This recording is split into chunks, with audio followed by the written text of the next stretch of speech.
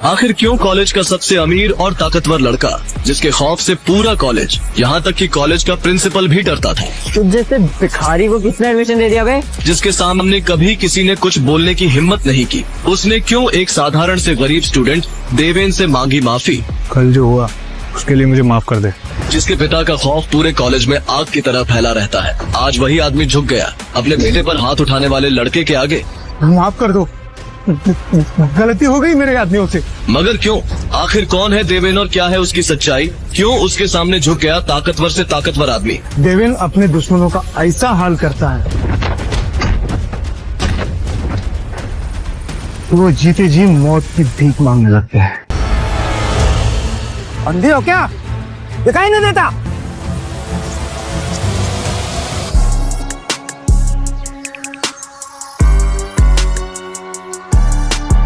इस मामले से दूर है, इस काम के लिए आया है वही कर। अच्छा तो सुन, ये तेरी बहुत बड़ी गलतफहमी है। देवेन ने उसका कोट पकड़कर उसे उठाया और उस लड़की के पैरों में पटक दिया। अगर आज के बाद तूने किसी लड़की की तरफ हाथ तो छोड़, अगर देखा भी ना तो तेरी आंखें निकाल लूंगा। माफ कर दे। ये सब शोर सुन मिनिस्टर और विजेंद्र भी रूम से बाहर आ गए थे। आखिर एक मिनिस्टर के पीए से पंगा लेना किसी की औकात की बात थी क्या? पर कोई था जो इस हिम्मत से इम्प्रेस था, विजेंद्र शेखावत। दूसरी तरफ साउथ दिल्ली में विजेंद्र शेखावत अपनी मीटिंग खत्म करके शेखावत हाउस पहुंचे। गाड़ी से उतरते वक्त उन्होंने अपने ड्राइवर को हिचकिचाते देखा। क्या हुआ? कुछ परेशान लग रहे हो? सब ठीक है ना? नंदिता को ले आए कॉलेज से? साहब, आज कॉलेज से वापस आते वक्त हम पर किसी ने हमला किया। ड्राइवर एक ही सांस में सब बोल पड़ा।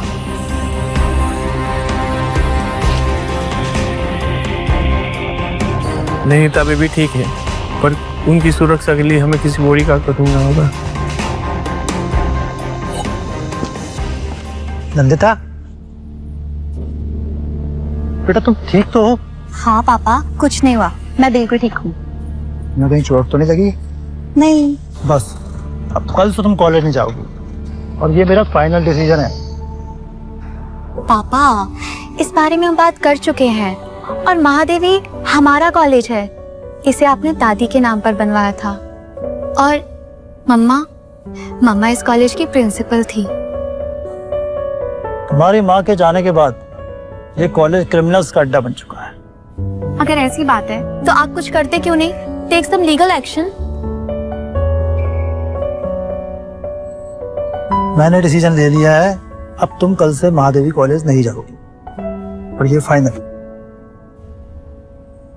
अगर आप जिद्दी हैं तो मैं भी आपकी बेटी हूँ, मैं महादेवी कॉलेज से ही पढ़ाई करूंगी। विजेंद्र के पास जवाब नहीं था, सिर्फ एक बात कही उन्होंने।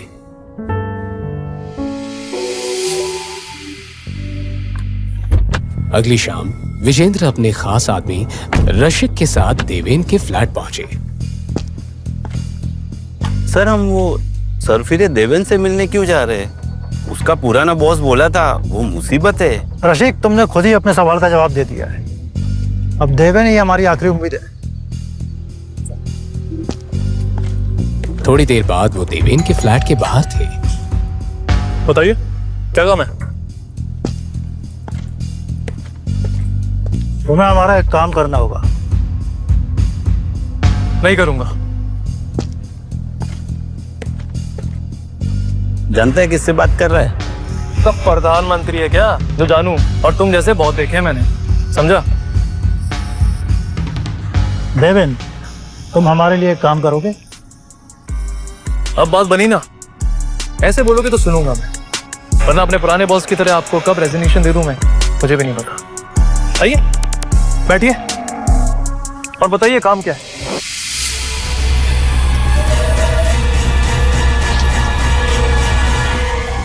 मुझे तुम्हें अपनी बेटी नंदिनी के बॉडीगार्ड के लिए हायर करना है। लेकिन एक कॉलेज स्टूडेंट को बॉडीगार्ड की क्या जरूरत है? कॉलेज आने के बाद तुम्हें सब समझ में आ जाएगा, लेकिन एक शर्त है, मेरी बेटी नंदिनी को इस बारे में कुछ भी पता नहीं चलना चाहिए। तुम्हें अंडर कवर रहकर काम करना होगा। विजेंद्र जी, मैं अपने तरीके से और अपनी शर्तों पे काम करूं। अगर आपको कोई शर्त रखनी है तो आप किसी और को हायर कर सकते। You can go. शर्त नहीं, रिक्वेस्ट समझ लो। और मैं तुम्हें तुम्हारी मुंह मांगी सैलरी देने के लिए भी तैयार हूँ। ठीक है, लेकिन मेरी एक शर्त है कि रसीक मेरे काम में इंटरफेयर नहीं करेगा और मैं महीने के 10 लाख लूंगा। सर ये पागल हो गया है, चलिए हम चलते हैं। रशीद गुस्से में था, पर विजेंद्र ने उसे रोका। मंजूर है। कल सुबह 9 बजे ऑफिस आकर मेरी सेक्रेटरी राधिका से मिल लेना, पेपर वर्क रेडी रहेगा। क्या बात है। विजेंद्र शेखावत, मुबारक हो। देवेन ने तुरंत अपनी रिसर्च शुरू कर दी। छत पर कुछ लड़के उस लड़की को घेर कर खड़े थे। मैं नीचे कूद के जान दे दूंगी। अरे तो मरने की क्या जरूरत है? अगली सुबह वो शेखावत कॉर्पोरेशन नाम की बिल्डिंग में कॉन्फिडेंटली एंटर हुआ। अब देवेन विजेंद्र के केबिन के पास पहुंचा। एक लड़की ने उसे रोका। मिस्टर देवेन,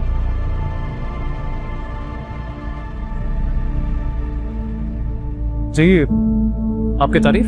मेरी छोड़ो, तुम्हारी फाइल में रखी फोटो तुम्हारे हैंडसम चेहरे को सही से बयां नहीं कर पा रही थी। लगता है आज मेरी मीटिंग आपके साथ है। जी बिल्कुल, और आपने मुझे पूरा 1 घंटा वेट करवाया है।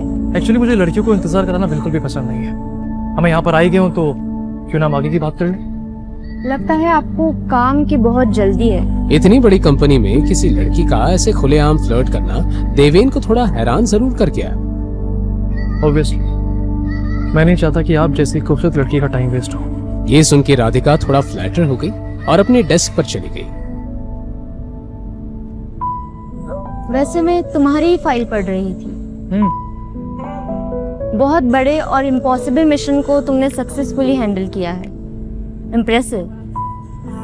पर एक बात समझ नहीं आई, तुम्हारे डॉक्यूमेंट्स में तुम्हारा नाम देवेन मीरा लिखा है, ऐसे क्यों? आमतौर पे तो लोग सरनेम या फादर का नाम लिखते हैं।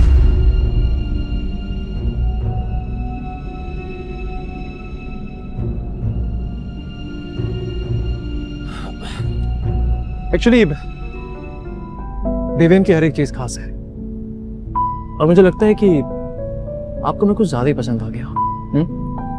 अब खास हो तो पसंद आओगे ही। रियली? वैसे मेरे नाम के अलावा अगर कुछ और क्वेश्चन है तो पूछ सकती हैं आप। संभाल कर देवेन जी, अपने क्लाइंट के सेक्रेटरी के साथ फ्लर्ट करना भारी पड़ सकता है। आपने मेरी फाइल देखी है ना? देवेन को हल्के काम ऐसे भी पसंद नहीं आते। मैंने तुम्हारी फाइल देख ली, अब तुम अपने काम की फाइल देखो। इतना कहकर राधिका ने हंसकर एक फाइल देवेन के सामने रखी। इसमें सारी डिटेल्स है, नंदिता का फोटो और तुम्हारा एडमिशन लेटर भी। अच्छे से पढ़ लो। ठीक है, मैं चलता हूँ अभी, लेकिन आप ध्यान रखिएगा कि टाइम पर मेरे अकाउंट में मेरे पैसे आ जाने चाहिए।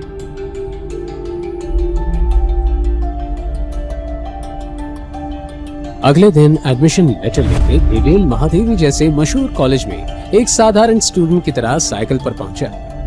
सर ये बता सकते हैं आप कहाँ पर? भैया नया आया लगता है, इस कॉलेज में टिकना है तो संभल के रहियो।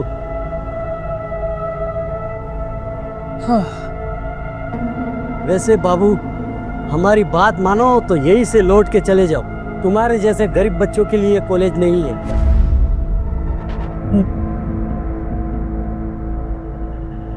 देवेन चुपचाप अंदर चला गया और अंदर उसे वही मिला जिसका उसे अंदाजा था।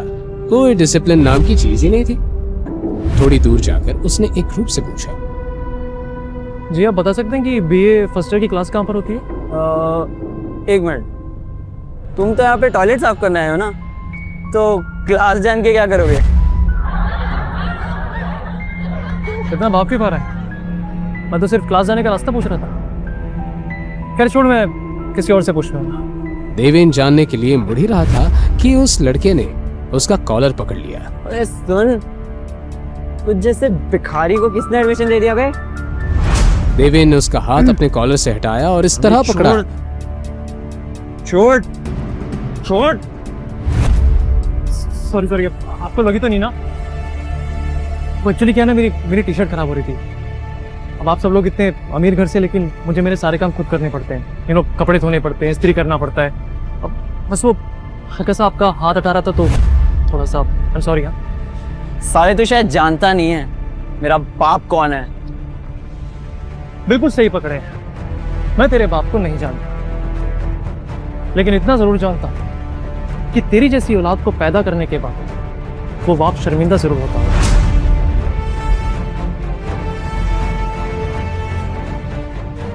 बाहर देवेन जिस क्लास के बारे में पूछ रहा था उस क्लास के अंदर जाने जैसा कुछ नहीं था। आधी से ज्यादा बेंचेस खाली थी और जो कुछ स्टूडेंट्स थे वो भी ऐसे बैठे थे जैसे किसी गार्डन में हो। सुप्रभात। अस्थाना की हिंदी सुनते ही सबने मुंह बना लिया। उसे शुद्ध हिंदी में बोलने का शौक था।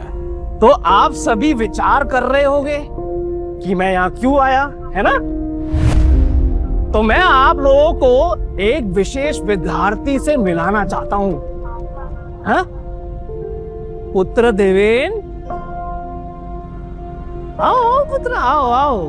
देवेन, तो कौन हमारे नवीन छात्रवृत्ति विद्यार्थी देवेन के साथ अपना स्थल साझा करना चाहेगा? हाँ? नंदिता। हाँ? चलो चलो चलो, बैठो बैठो नंदिता के साथ।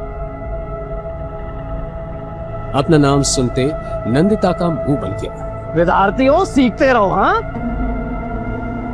Good morning miss Shekhawat. एक मिनट, प्रिंसिपल अस्थाना ने तो सिर्फ मेरा नाम बताया था, तुम्हें मेरा सरनेम कैसे पता? सरनेम? हाँ एक्चुअली मिस शेखावत नाम, सरनेम। हाँ हाँ लेक्चर।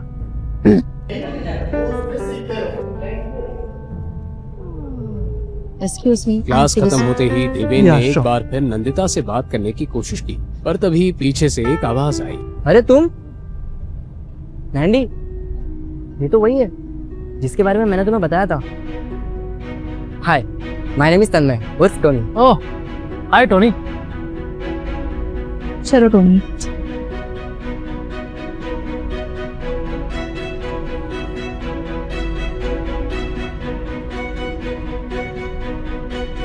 हाय। हेलो, अब तो क्लास भी खत्म हो गई, हाथ मिला सकते? कि वही है ना जिसका वायलेंट बिहेवियर कॉलेज का हॉट टॉपिक बना हुआ है, तुम लोगों का violent hero. Sorry miss Shekhawat, पर जिसे आप गुंडागर्दी कह रहे हैं दरअसल वो एक सेल्फ डिफेंस है। एंड बाय द वे, वो लड़के मिलके मेरी रैगिंग कर रहे थे और आप चाहते कि मैं चुपचाप खड़ा रहता? हाँ, ऐसी मारपीट करने के बजाय अगर तुमने कंप्लेन की होती तो ज्यादा हेल्पफुल होता। उसकी मासूम बातें सुनकर देवेन के चेहरे पर हंसी आ गई, पर उसे बेकार मुस्कुराता देख नंदिता का गुस्सा बढ़ गया। वो टमटमाते हुए वहां से चली गई। कहकर टोनी भी उसके पीछे चला।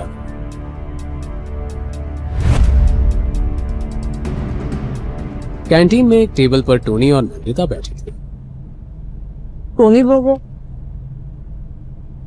सॉरी यार, वैसे एक बात बता, उसकी तो कोई गलती नहीं थी, तो फिर तू क्यों उसके ऊपर इतना बढ़ गई?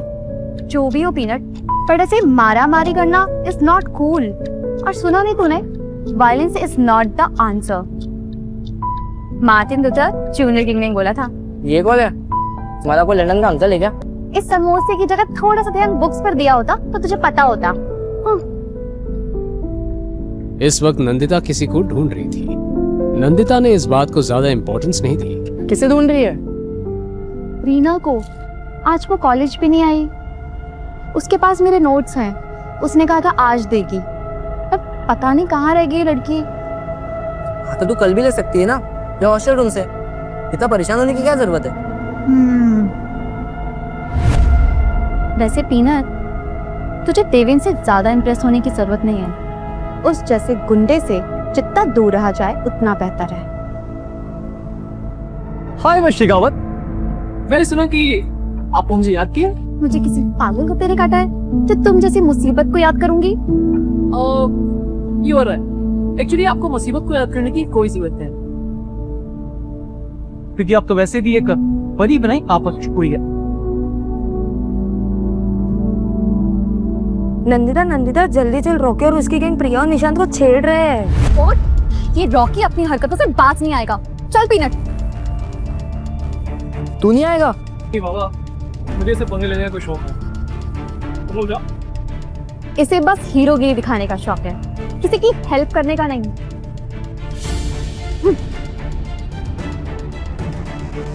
देवेंद्र, रॉकी कॉलेज का गुंडा है, वो कुछ भी कर सकता है और उसके डैड की पोजीशन के चलते कोई कुछ नहीं कर सकता।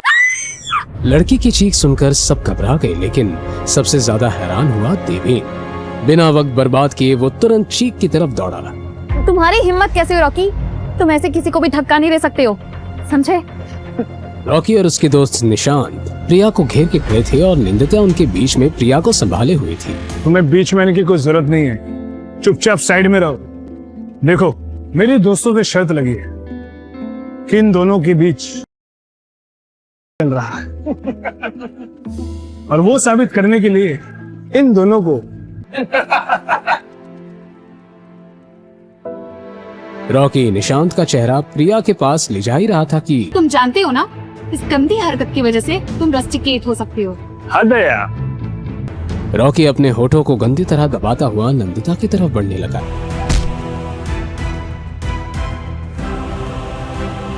इससे पहले देवेन कुछ बोलता, रॉकी के दोस्त उस पर टूट पड़े, लेकिन हर स्टूडेंट की आंखों ने वो देखा, देवेन ने अकेले ही इन सबकी पिटाई कर दी थी।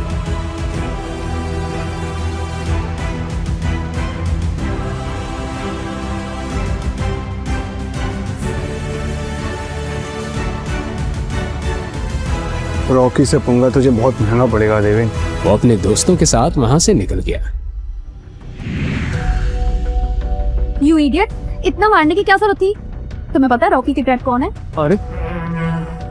अरे देवेंद्र ब्रो, आप अब अकेले इसने मुसीबत मोल ली है तो हैंडल भी अकेले खुद करेगा।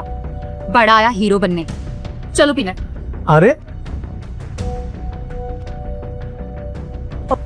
लेकिन अम्मे ने क्या कर दिया? तो साला रॉकी का बाप है कौन? पता लगाना पड़ेगा बेटा।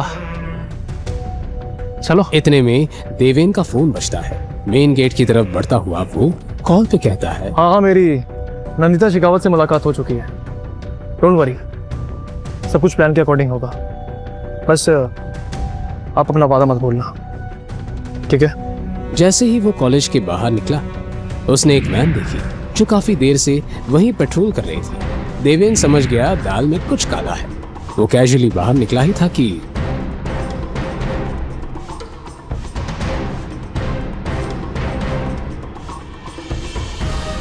कुछ देर बाद देवेन को एक कमरे में लाया गया। उसकी बात को अनसुना कर दिया गया।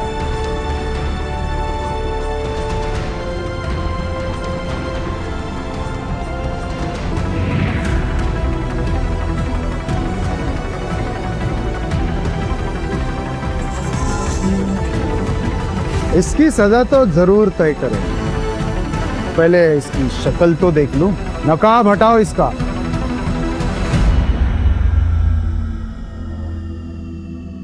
तुम? देवेन को देखकर वो आदमी भी हैरान रह गया। अगले ही पल वो घुटनों पे बैठ गया। देवेन भाई, माफ कर दो, गलती हो गई मेरे आदमियों से। हाथ छोड़ो, हाथ छोड़ो। देवेन भाई, मेरे बेटे से जरूर कुछ ना कुछ गलती हुई होगी। आपने जो भी किया बिल्कुल सही किया। मेरा बेटा नादान है, माफ कर दो। तो फिर समझा अपने नादान बेटे को, वरना तू मुझे अच्छे से जानता है।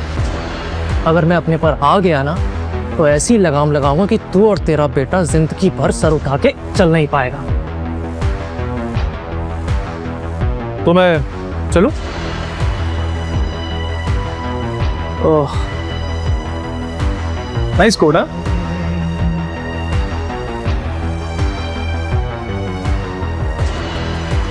तो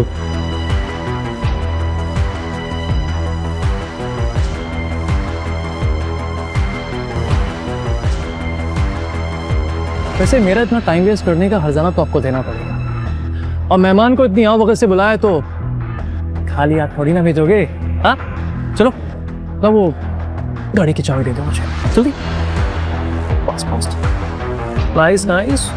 very good, come on come on come on. PA ने कांपते हाथों से देवेन को चाबी पकड़ा दी। चलिए फिर, take care, good bye, bye bye.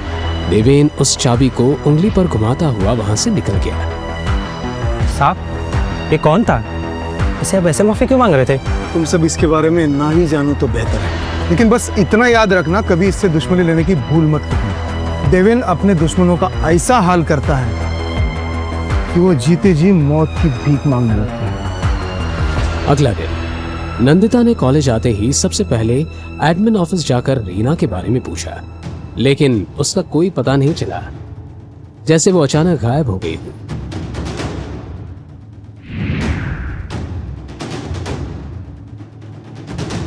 Deven classroom की तरफ जा ही रहा था।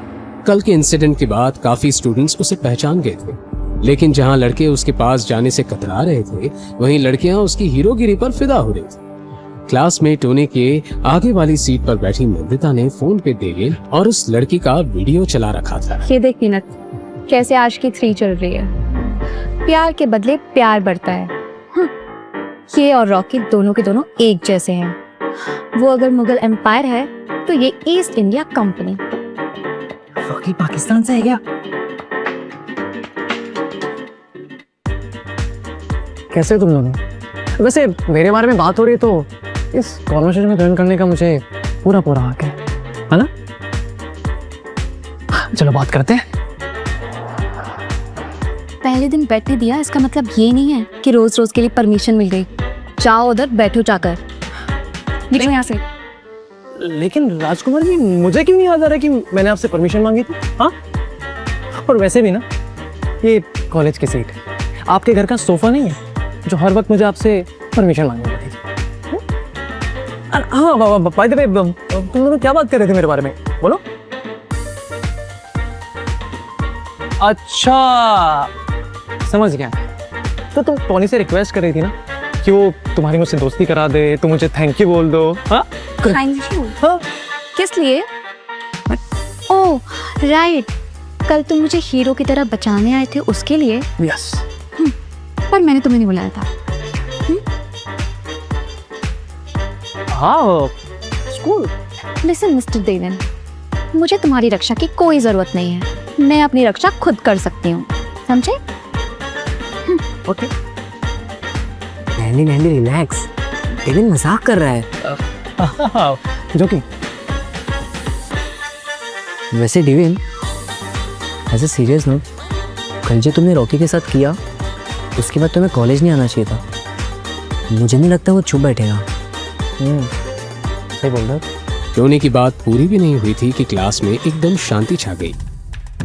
सबने दूर की तरफ देखा और वहां रॉकी खड़ा था। उसके चेहरे पर कल की मार के निशान अभी भी दिख रहे थे। उसकी आंखों में गुस्सा था, लेकिन वो सीधा देवेन के पास आया। कल जो हुआ उसके लिए मुझे माफ कर दे, आगे से ऐसी गलती नहीं होगी। चल अच्छा है, तुझे तेरी गलती का एहसास हो गया। लेकिन तुझे पता है, आज मेरा मूड बहुत अच्छा है। जा, तुझे माफ किया, लेकिन अगली बार संभल कर। अभी तुम मुझसे माफी मांगने के लिए अपने पैरों पर चलकर आया है, लेकिन अगली बार तेरे पैरों के साथ साथ ना तेरी जुबान भी बोलने लायक नहीं रहेगी, समझा? चल। और हाँ सुन, ये गाड़ी की चाबी ले जा। अपने पापा को बोलना कि देवेन को कुछ खास पसंद नहीं आई। हाँ? लेकिन उसके अंदर गुस्सा और नफरत उबल रही थी। क्या करेगा अब रॉकी? क्या देवेन और नंदिता की दोस्ती हो पाएगी? हाँ, कितना गंदा है। क्या हंगामा मचा रखा है? कॉलेज के लिए देर नहीं हो रही, चलो जाओ नहाने। मैम, एक्चुअली बाथरूम में पानी साफ नहीं आ रहा है, आप एक बार टाकी साफ करवा दीजिए ना। वो सब मैं बाद में देखूंगी, अभी जाओ यहाँ से। धनीरा, जाके ऊपर टंकी में देखो क्या प्रॉब्लम है। मैडम, अभी मैं बाहर साफ कर रहा हूँ, ये करने के बाद जाता हूँ। ऐसे भी तो लास्ट वीक ही तो साफ कराया था टांकी। अब भी जाके देख के आओ क्या प्रॉब्लम है। वार्डन भी उसके पीछे पीछे छत पर चली गई। छत वैसे भी गुंडागर्दी का अड्डा बनी हुई थी।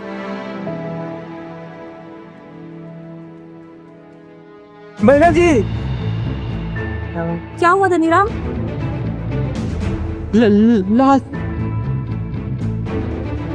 न्यूज कॉलेज में आग की तरह फैल गई। वार्डन ने तुरंत प्रिंसिपल को इन्फॉर्म किया।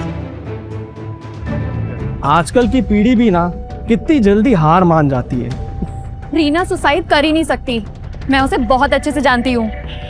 वो एक बहुत हिम्मत वाली लड़की थी। ये था कॉलेज का अनऑफिशियल स्टूडेंट लीडर शरद शाह। अपनी छोटी सी फौज और भाई वरुण शाह के साथ आया था। शाह ब्रदर्स शहर के बड़े बिजनेसमैन कम गैंगस्टर के बेटे, जिनकी कॉलेज में बहुत चलती थी। अरे नंदिता जी, जब इंस्पेक्टर साहब कह रहे हैं कि ये सुसाइड है, तो क्यों बिन बात का जग्गा जासूस बनने की कोशिश कर रही हो? अरे वरुण सर, शरद सर, बहुत टाइम बाद मिले हो। ये कोई भूल होगी क्या हमारे से? इसका तो ब्रेकअप हो गया था ना,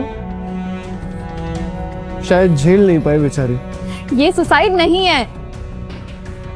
अरे नंदिता जी, आप क्या जाने दिल के टूटने का दर्द। आपका तो दिल कभी टूटा ही नहीं, आपने तो सिर्फ दूसरों के दिल तोड़े। हाँ नंदिता जी, आपको जरा पास से स्लीपिंग पिल्स की बोतल दिखा दूं, शायद आपको भी यकीन हो। लेकिन उससे पहले ही देवेन नंदिता के सामने आकर खड़ा हो गया। अपने हाथ को संभाल कर रख,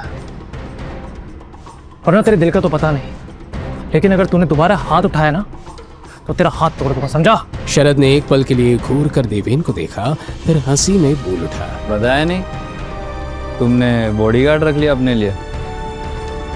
हीरो, बड़ी फिक्र हो रही है नंदिता की। चक्कर क्या है? चक्कर मैं बताता हूँ। नंदिता एकदम सच बोल रही है, इस लड़की ने सुसाइड नहीं करा है। Let me show you.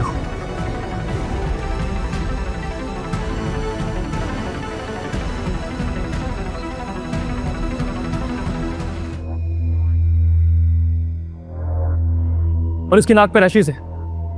इसे साफ साबित होता है कि इसे दिया गया है, और ये ओवरडोज का केस। इसे बड़ी चालाकी से सुसाइड का रूप दिया गया है। अरे क्या भीड़ लगा रखी है भेड़ बकरी की तरह? मूवी चल रही है के? ओ जरदाब, दफा करो तुमने, सील करो पूरा एरिया, सारे स्टूडेंट्स को बाहर निकालो। छोड़ो मुझे, ये इंस्पेक्टर इस केस को दबाने की कोशिश कर रहा है। नंदिता इंस्पेक्टर से बहस करने जा रही होती है, पर देवेन उसका हाथ पकड़कर उसे वहां से ले जाता है।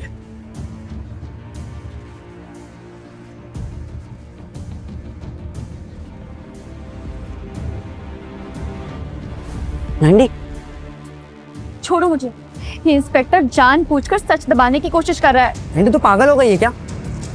ये घर का मामला है और तू अच्छे से जानती है शाह ब्रदर्स का इनमें इन्वॉल्वमेंट है, और तू उनके खिलाफ जाने की बात कर रही है। तू जानती है कितना डेंजरस हो सकता है ये। देखना वो इंस्पेक्टर कैसे उनकी। नंदिता गुस्से में चली जाती है। देवेन उसके पीछे जाने लगता है, पर टोनी उसे रोक लेता है। देवेन, मैं उसके पीछे जाता हूँ, वो सबके पीछे बहुत डिस्टर्ब हो गई है। देवेन जानता था कि अभी उसके और नंदिता के बीच दोस्ती का रिश्ता नहीं बना है, इसलिए वो टोनी की बात मान जाता है। मुझे क्या करना है? मैंने सबको न्याय दिलाने का ठेका थोड़ी रखा है। तभी फॉरेंसिक टीम बॉडी को ले जाते हुए के सामने से गुजरती है। देवेन को नंदिता की बातें याद आती। वो इरिटेट होकर अपना मोबाइल निकालता है और तुरंत विजेंद्र को कॉल करता है। शिकावत साहब, आपको पता है आपके कॉलेज में इस वक्त क्या हो रहा है? पानी की टंकी में से एक लड़की की लाश मिली है। पुलिस वाले यहाँ मुआयना करने आए हैं और वो लोग जानबूझकर इस केस को एक सैड केस बना रहे हैं। वो सब में पढ़ो मत, जो काम के लिए गए हो वही करो। देवेन फ्रस्ट्रेट होकर काम से काम रखने का फैसला करता है।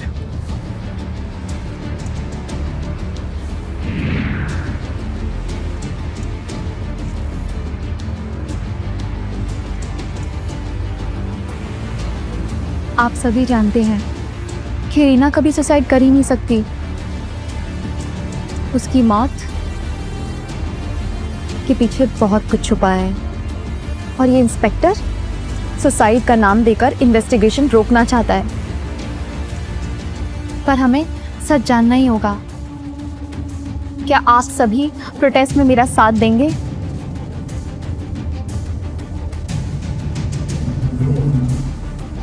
तुम्हारी दोस्त पागल हो गई है क्या? क्यों नहीं की देवी बन रही है? हाँ, एंडी ऐसी है डेविन, लेकिन इस बार वो शाह ब्रदर्स के खिलाफ जा रही है और मुझे डर है कहीं वो अपनी जिद में किसी मुसीबत में ना फंस जाए। तभी नंदिता की नजर देवेन पर पड़ती है और वो तुरंत उसके पास आती है। देवेन, तुम भी जानते हो कि ये सुसाइड नहीं थी, राइट? तुम मेरा इस प्रोटेस्ट में साथ दोगे? हमें सच जानना ही होगा कि रीना की मौत कैसे हुई, कैंडल मार्च निकालकर। प्लीज मुझे अपनी सर्कस से दूर रखो। अगर इसकी जगह कोई तुम्हारा अपना होता तब भी तुम यही करते?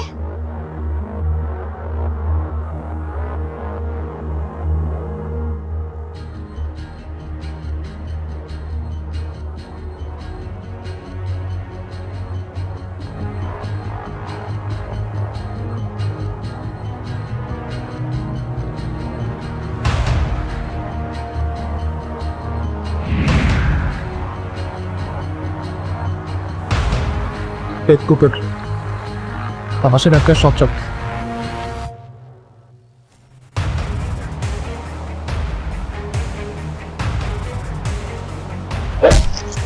आंखों के सामने अंधेरा। देवेन लड़खड़ाते हुए देखने की कोशिश करता है। कुछ अनजान लड़के उनमें से रॉकी और शरद को पहचान लेते हैं।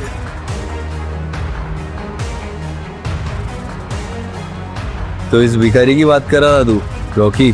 शरद भाई, अब आप भी सबक सिखाइए इसे।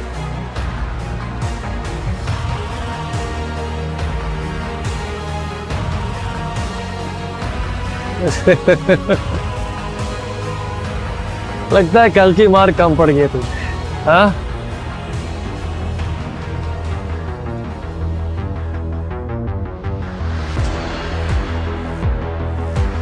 पहली गलती समझ के माफ कर रहा हूं। तुझे किसने बोला कि मुझे माफी चाहिए? हाँ, तेरे खान बज रहे हैं क्या? हीरो बनने का बड़ा शौक है लगता है। नहीं बेटा, तेरा बाप बनने का।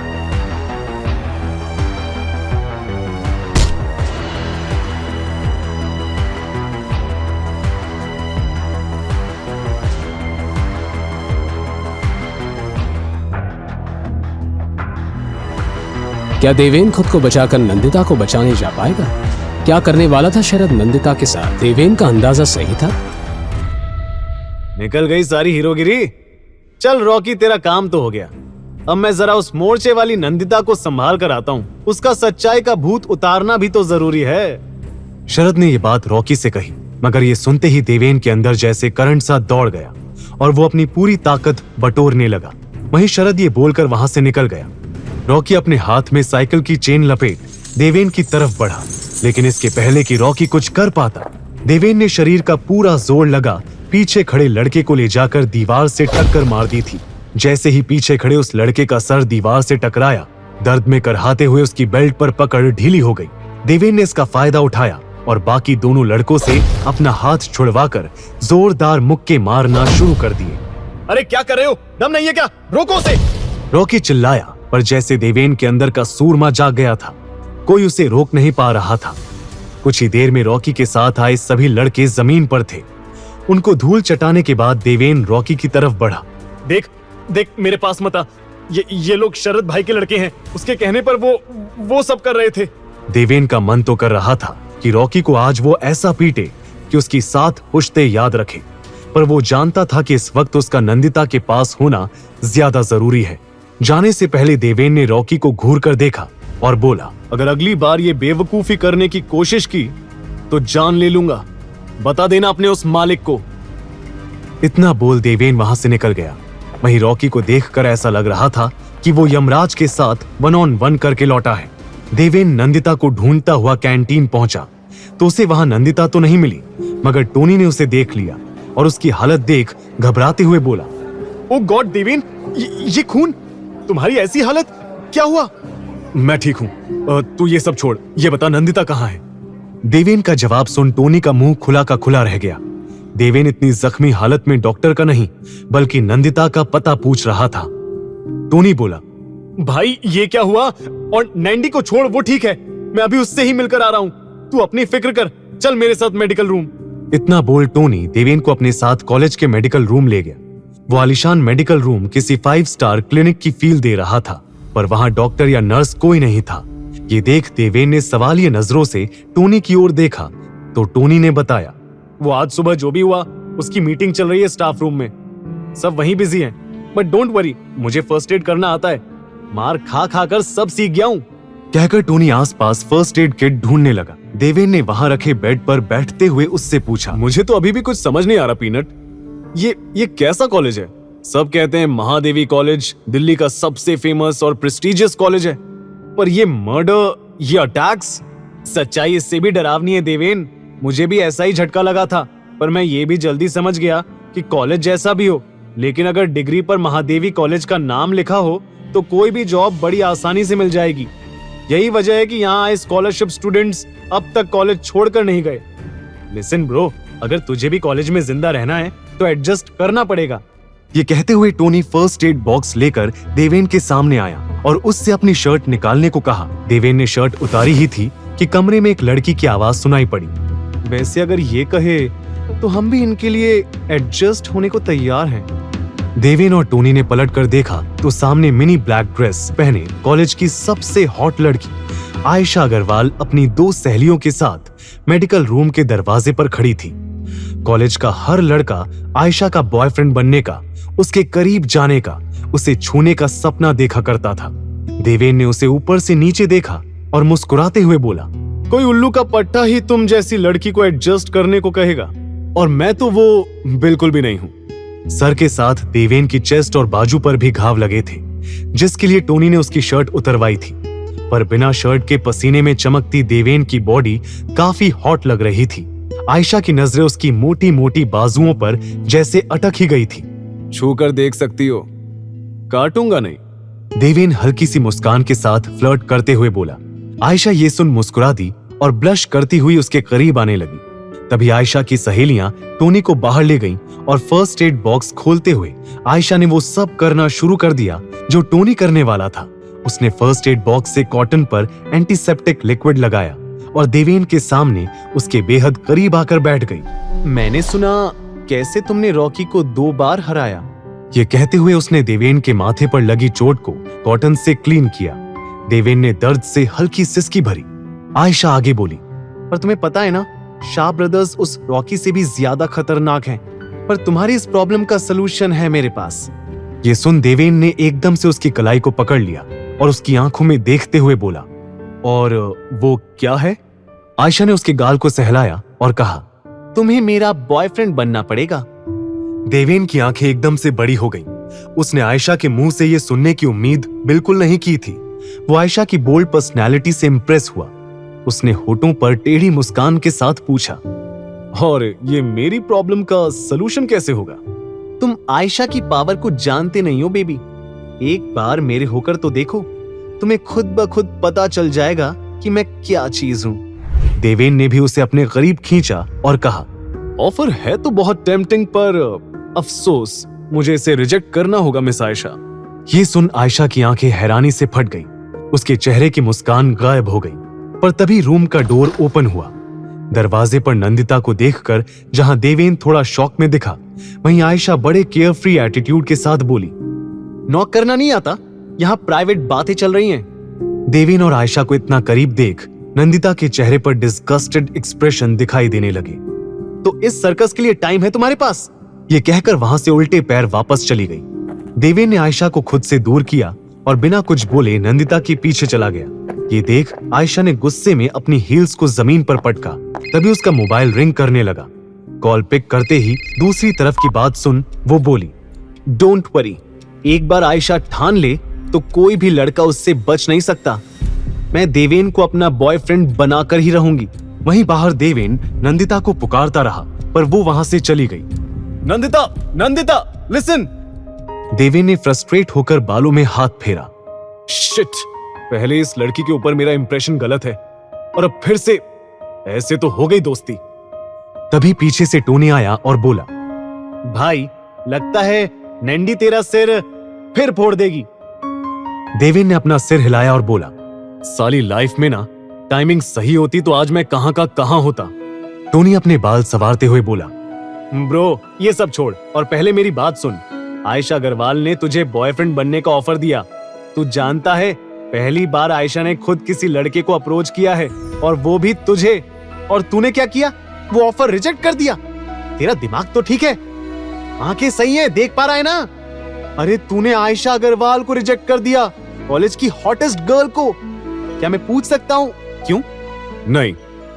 देवेन का जवाब सुन टोनी नाराज दिखा तो देवेन ने उसके गले में हाथ डाल उसे समझाया, क्या पीनट, तू भी अपनी दोस्त की तरह सोचता कम बोलता ज्यादा है। हाँ मानता हूँ आयशा बहुत हॉट है, पर मुझे बॉयफ्रेंड बनाना जरूर उसके किसी मकसद का हिस्सा है।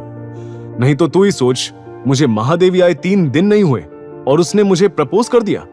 टोनी ये सुन सोच में पड़ गया था। तभी देवेन ने उससे पूछा, वैसे टोनी वो ऐसा क्यों कह रही थी कि वो शाह ब्रदर्स से ज्यादा पावरफुल है? टोनी ने गहरी सांस भरी और फिर आसपास नजर घुमाकर देवेन के करीब आकर बोला, वो इसलिए क्योंकि वो बॉस बेब्स की मेंबर है। ये सुन अब देवेन शॉक दिखा। चल मैं डिटेल में बताता हूँ। कहकर टोनी ने देवेन का हाथ फिर से अपने गले में डाला जो उसने शॉक में हटा लिया था, और फिर चलते चलते महादेवी का पूरा सिस्टम उसे समझाने लगा। ब्रो इस कॉलेज में टोटल 3 गैंग्स ऑपरेट करती हैं, जाट पैंथर्स, टाइगर गैंग और बॉस बेब्स। देवेन हल्का सा हंसा। सीरियसली ये गैंग्स का भी खेल चल रहा है अब इस कॉलेज में? ये खेल नहीं देवेन, बहुत खतरनाक है ये सब। पिछले हफ्ते एक लड़के ने सुसाइड किया था, आज एक लड़की की लाश मिली, तुझ पर हमला हुआ, इतना कुछ हो गया पर एक भी बार कॉलेज अथॉरिटी या पुलिस ने कोई एक्शन नहीं लिया। ये ताकत है इन गैंग्स की इस कॉलेज में। वो शाह ब्रदर्स टाइगर गैंग के सबसे डेंजरस मेंबर्स हैं। अपने लीडर के राइट और लेफ्ट हैंड है वो दोनों भाई। और जाट पैंथर्स और बॉस बेब्स, उसके मेंबर्स कौन है? देवेन के सवाल पर टोनी ने बताया, जाट पैंथर्स का लीडर है भरत, जो ज्यादा दिखाई नहीं देता, इसलिए मुझे भी उसके बारे में ज्यादा कुछ नहीं पता। और बॉस बेब्स गर्ल गैंग है जिसकी लीडर काशवी है। ये आयशा काशवी की बहुत खास मेंबर है। देवेन ये गैंग्स एक दूसरे की राइवल हैं, बस कॉलेज में अपनी पावर बढ़ाने की कोशिश में लगी रहती हैं। देवेन ने फिर थोड़ा सोचकर कहा, और रॉकी भी टाइगर गैंग का मेंबर है, राइट? अब समझ आ रहा है आयशा मुझ पर इतनी मेहरबान क्यों हो रही थी। मैंने उसकी राइवल गैंग के मेंबर को जो पीटा है, बॉस बेब्स को तो मैं लॉटरी की टिकट लग रहा हूँगा। अगर ऐसा है तो तूने ना करके बिल्कुल सही किया। देख देवेन, ये दोनों गैंग्स की लड़ाई में उलझना सही नहीं होगा, वरना इन दोनों गैंग के बीच तू शहीद हो जाएगा। टोनी ने उसे वार्न किया। शाम हो चुकी थी। नंदिता के बहुत समझाने के बाद भी पूरे कॉलेज में सिर्फ 10 स्टूडेंट्स उसका साथ देने के लिए आगे आए थे। नंदिता ने 2 लोगों को वी वांट ट्रुथ का बैनर पकड़ा दिया और बाकियों को कैंडल्स बांटने लगी। ये सब देख दूर खड़ा देवेन हंसते हुए पलट गया और सिगरेट मुंह में रखकर बोला, सच कहूं टोनी, मैं आज तक जितनी लड़कियों से मिला हूं उसमें से तेरी ये दोस्त सबसे अनोखी है। किसी और के लिए इतनी सरदर्दी क्यों पाल रही है? उसने सिगरेट का कश लिया। तभी टोनी बोला, वजह अपनी आंखों से देख लो। ये सुनकर देवेन ने जैसे ही मुड़कर देखा तो वहां सामने एक बुजुर्ग कपल नंदिता के पैर छूने की कोशिश कर रहे थे। नंदिता उन्हें रोक रही थी। उस कपल ने फिर हाथ जोड़कर रोना शुरू कर दिया था। ये रीना के माँ बाप हैं। नंदिता उनकी मरी हुई बेटी को इंसाफ दिलाना चाहती है। टोनी उन बूढ़े कपल की पहचान बता रहा था, पर यह नजारा देख देवेन की नजर नंदिता पर टिक सी गई थी। जिस तरह वो रीना की मां को गले लगाकर उन्हें संभाल रही थी, ये देखकर देवेन को पता ही नहीं चला कब वो हल्का सा मुस्कुराया। टोनी ने ये सब नोटिस किया और बोला, अब मेरी दोस्त के बारे में क्या कहोगे?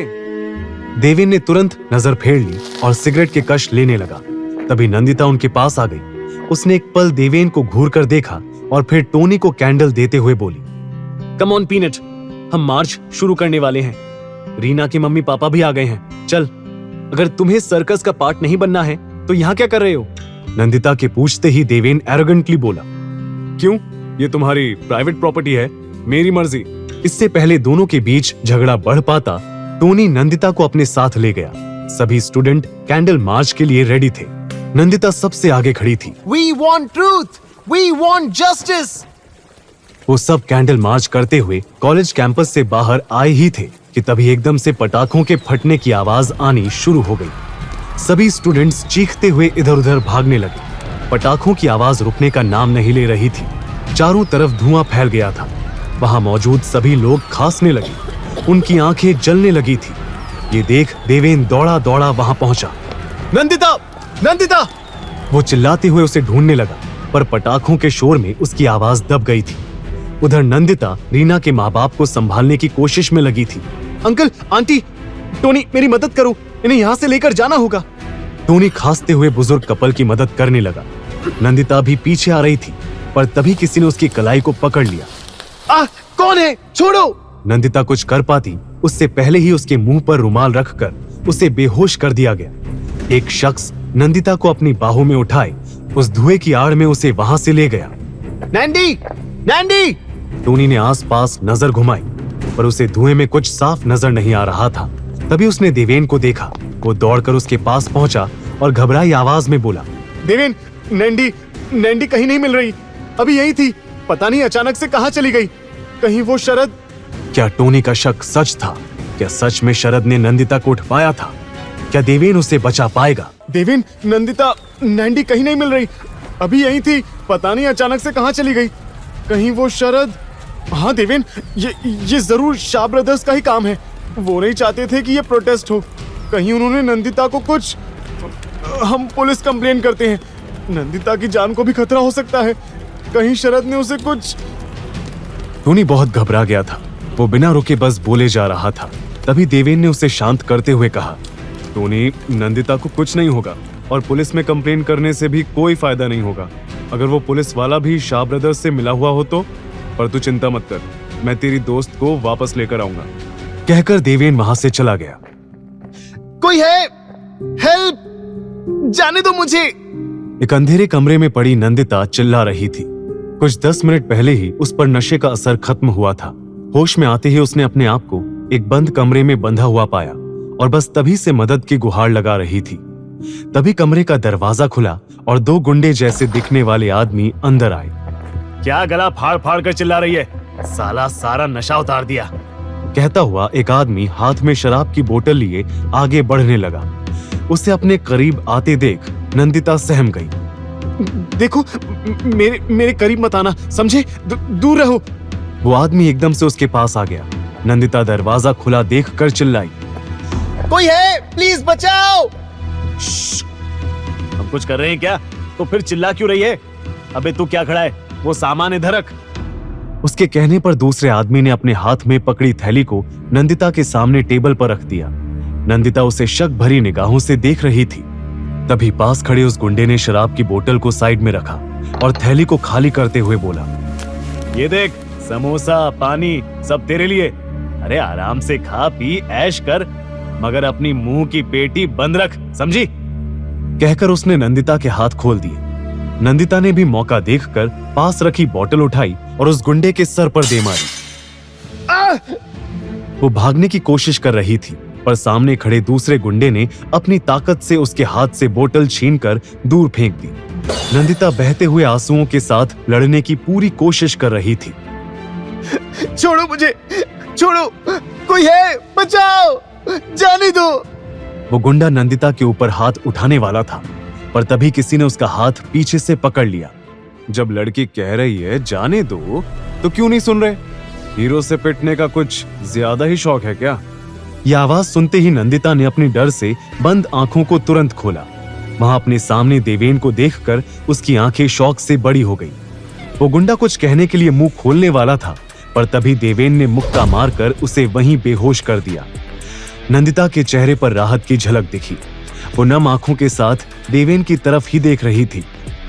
वैसे ऐसी सिचुएशन में लड़की हीरो के सीने से लग जाती है। तुम्हें ट्राई करना है? नंदिता ने राहत की सांस भरकर खुद को शांत किया। तभी देवेन ने वहां दूसरे गुंडे की तरफ देखा, जिसके पास टूटी हुई बोतल पड़ी हुई थी। इसे मार दिया क्या? देवेन ने थोड़ा शॉक होकर पूछा, तो नंदिता तुरंत बोल पड़ी, नहीं, मैंने बस वो बोतल, वो सांस नहीं ले रहा है क्या? मर गया क्या? देवेन ने चेक किया, जिंदा है। इतना कहकर उसने वहां रखी पानी की बोतल उठाई और आराम से बैठकर पानी पीने लगा। नंदिता हैरानी से बोली, तुम क्या कर रहे हो? ये कोई आराम करने का वक्त है? चलो यहाँ से। इनके साथी आ गए तो? और पहले मेरे पैर खोलने में मेरी मदद करो, जल्दी करो देवेन। वो टाइट बंद गांठ नंदिता से खुल नहीं पा रही थी। तभी देवेन की एरोगेंट आवाज आई, एक शर्त पर। ये सुनते ही नंदिता झल्ला पड़ी। व्हाट? तुम्हें इस सिचुएशन का भी फायदा उठाना है? तुम जैसे गुंडे से मैं कोई और उम्मीद भी क्या कर सकती हूँ? यू नो व्हाट, मुझे तुम्हारी जरूरत ही नहीं है, मैं खुद यहाँ से चली जाऊंगी। कहते हुए नंदिता ने आखिर अपने पैर खोल ही लिए। वो उठकर जा ही रही थी कि देवेन पीछे से बोला, फाइन जाओ, पर अगर इनके साथी बाहर मिल गए तो मैं बचाने नहीं आऊंगा। ये सुनते ही नंदिता के कदम थम गए। कुछ सेकंड सोचने के बाद उसने पीछे मुड़कर देखा और बोली, बोलो क्या शर्त है तुम्हारी? बस तुम्हारी दोस्ती मिलेगी। ये कहते हुए देवेन ने स्माइल के साथ अपना हाथ आगे कर दिया। टोनी थोड़ा हंसकर बोला, देख ब्रो, हैंडसम तू भी है और वो हैरी भी, पर वो है रोमांटिक फिल्मों का चॉकलेटी बॉय, तो तू एक्शन रोमांस का full on angry young man. तू हड्डियां तोड़ने के लिए ठीक है, पर दिल के मामले में तो बाजी चॉकलेटी बॉय ही मारता है ना, स्पेशली जब बात हो मारपीट और गुंडागर्दी से नफरत करने वाली हमारी नैंडी की। तू मुझे इस हैरी से कंपेयर कर रहा है? वैसे भी मुझे नंदिता की लव लाइफ से कोई लेना देना नहीं है, जिसे पसंद करना है करे। तभी नंदिता हैरी के साथ उनके पास आई। हैरी, ये है देवेन, इसी ने मुझे कल गुंडों से बचाया था। देवेन, ये हार्दिक, आई मीन हैरी, मेरा फ्रेंड, कुछ टाइम के लिए लंदन गया था, आज ही वापस आया है। देवेन ने बेमन से हैरी से हाथ मिलाया। फिर वो नंदिता से कुछ कहने वाला था, पर तभी हैरी बोला, oh shit, how can I forget about this? कहते हुए उसने अपनी पॉकेट से एक छोटा सा गिफ्ट बॉक्स निकाला और नंदिता के हाथ में दे दिया। साथ ही उसने उसके हाथ से वो फ्लावर बुके लेकर देवेन के हाथ में थमा दिया था। Nandi, this is for you, the best perfume from London. You won't believe, इसे पाने के लिए मैंने 12 आवर्स का बस से ट्रैवल किया था। Can you imagine? But it's all worth it when it's about you. Nandita भी परफ्यूम को एक्साइटेडली चेक करने लगी थी।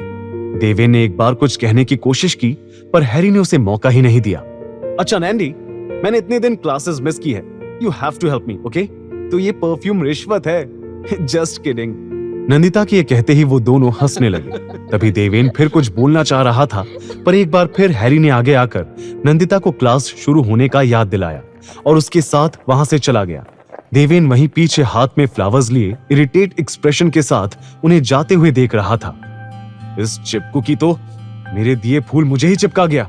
और देखा ना टोनी, तूने कैसे नंदिता के साथ चिपक रहा था। ये फूल तू ही रख, वैसे भी मुझे इनकी जरूरत नहीं थी। कहकर देवेन भी वहां से चला गया। कॉलेज में लेक्चर्स के बाद देवेन को पता चला कि उसे हॉस्टल में रूम अलॉट हो चुका था। देवेन उसी रात अपने बैग्स के साथ हॉस्टल रूम में शिफ्ट होने पहुंच गया। हॉस्टल वार्डन ने उसे अपने असिस्टेंट के साथ भेज दिया, जिसे सब लोग मीटर कहकर बुलाते थे। देवेन भैया, है ना? मैं तो आपको देखते ही पहचान गया था। आप आते ही कॉलेज में इतने फेमस जो हो गए, पर मुझे नहीं पता था आप स्कॉलरशिप स्टूडेंट होंगे। वो तो जब वार्डन सर ने आपको रूम नंबर 118 अलॉट किया तो पता चला।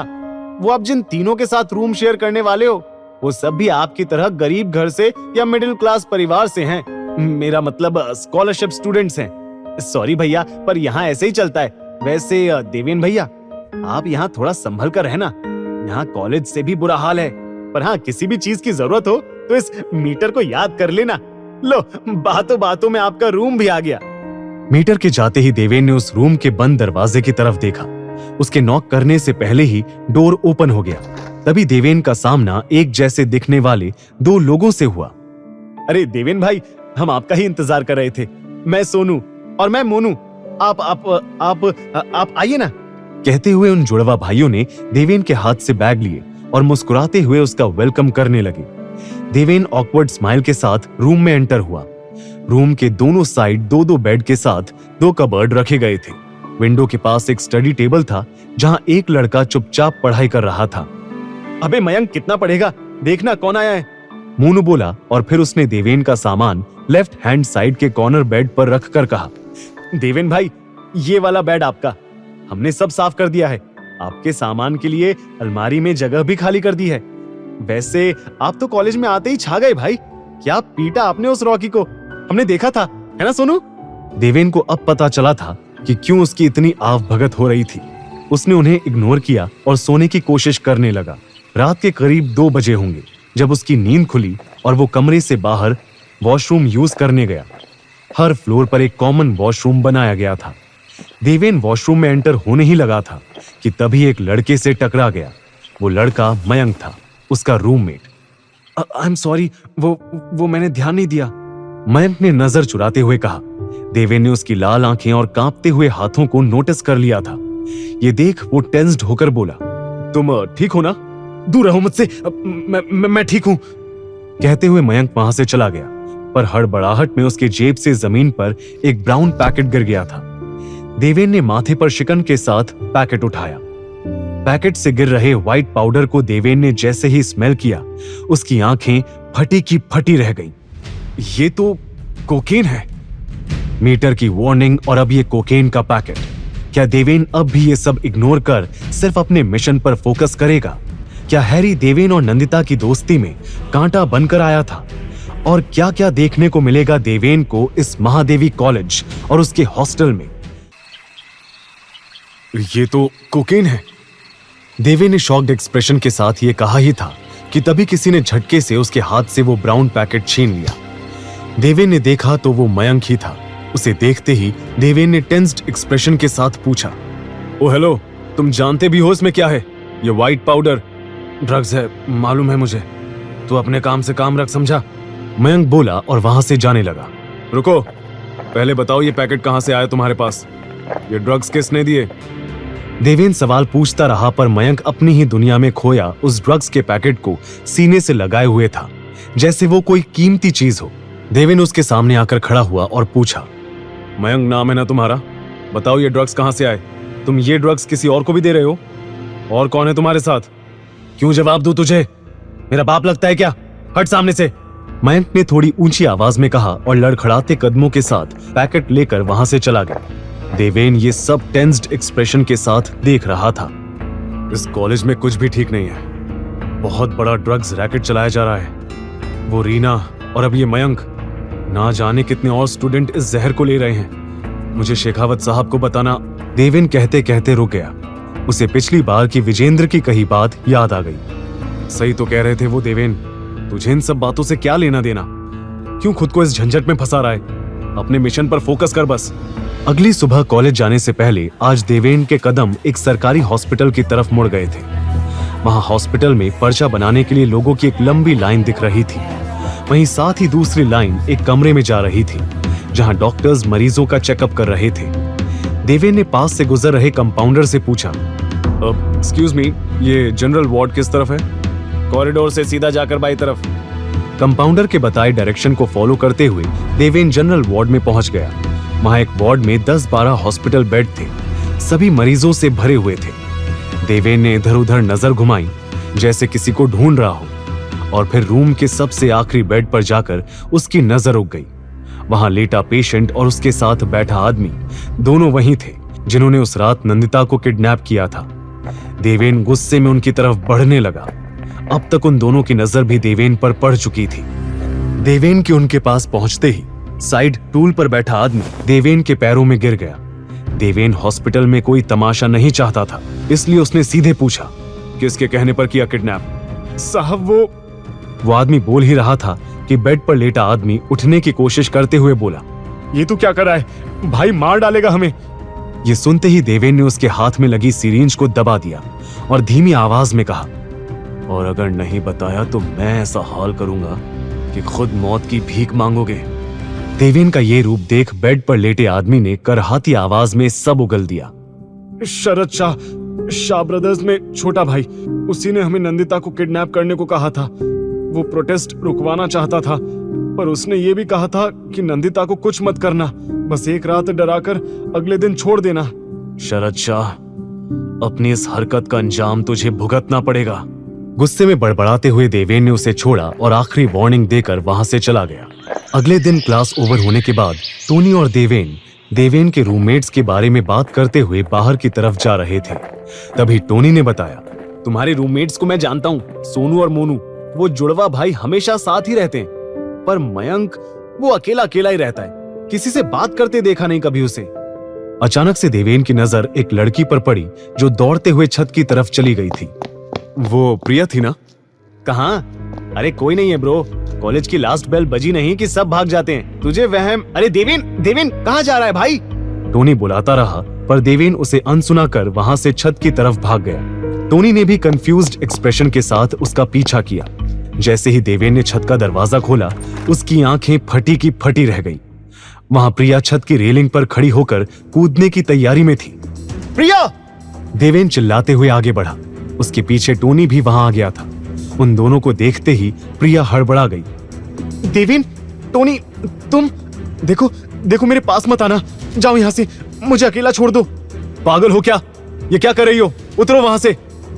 देवेन गुस्से में बोला, पर प्रिया तो जैसे मरने का इरादा कर चुकी थी। देवेन धीरे धीरे कदम बढ़ाते हुए प्रिया का ध्यान भटकाने की कोशिश करने लगा। उस प्रोटेस्ट वाली शाम तुम रीना के माँ बाप से मिली थी ना? देखा था ना कैसे रो रहे थे वो अपनी बेटी की मौत पर।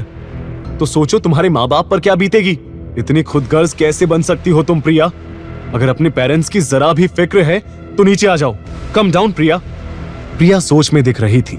इसी बात का फायदा उठाते हुए देवेन ने उसका हाथ पकड़ा और उसे नीचे खींच लिया। जहां देवेन और टोनी ने राहत की सांस ली, वहीं प्रिया ने रोना चालू कर दिया था।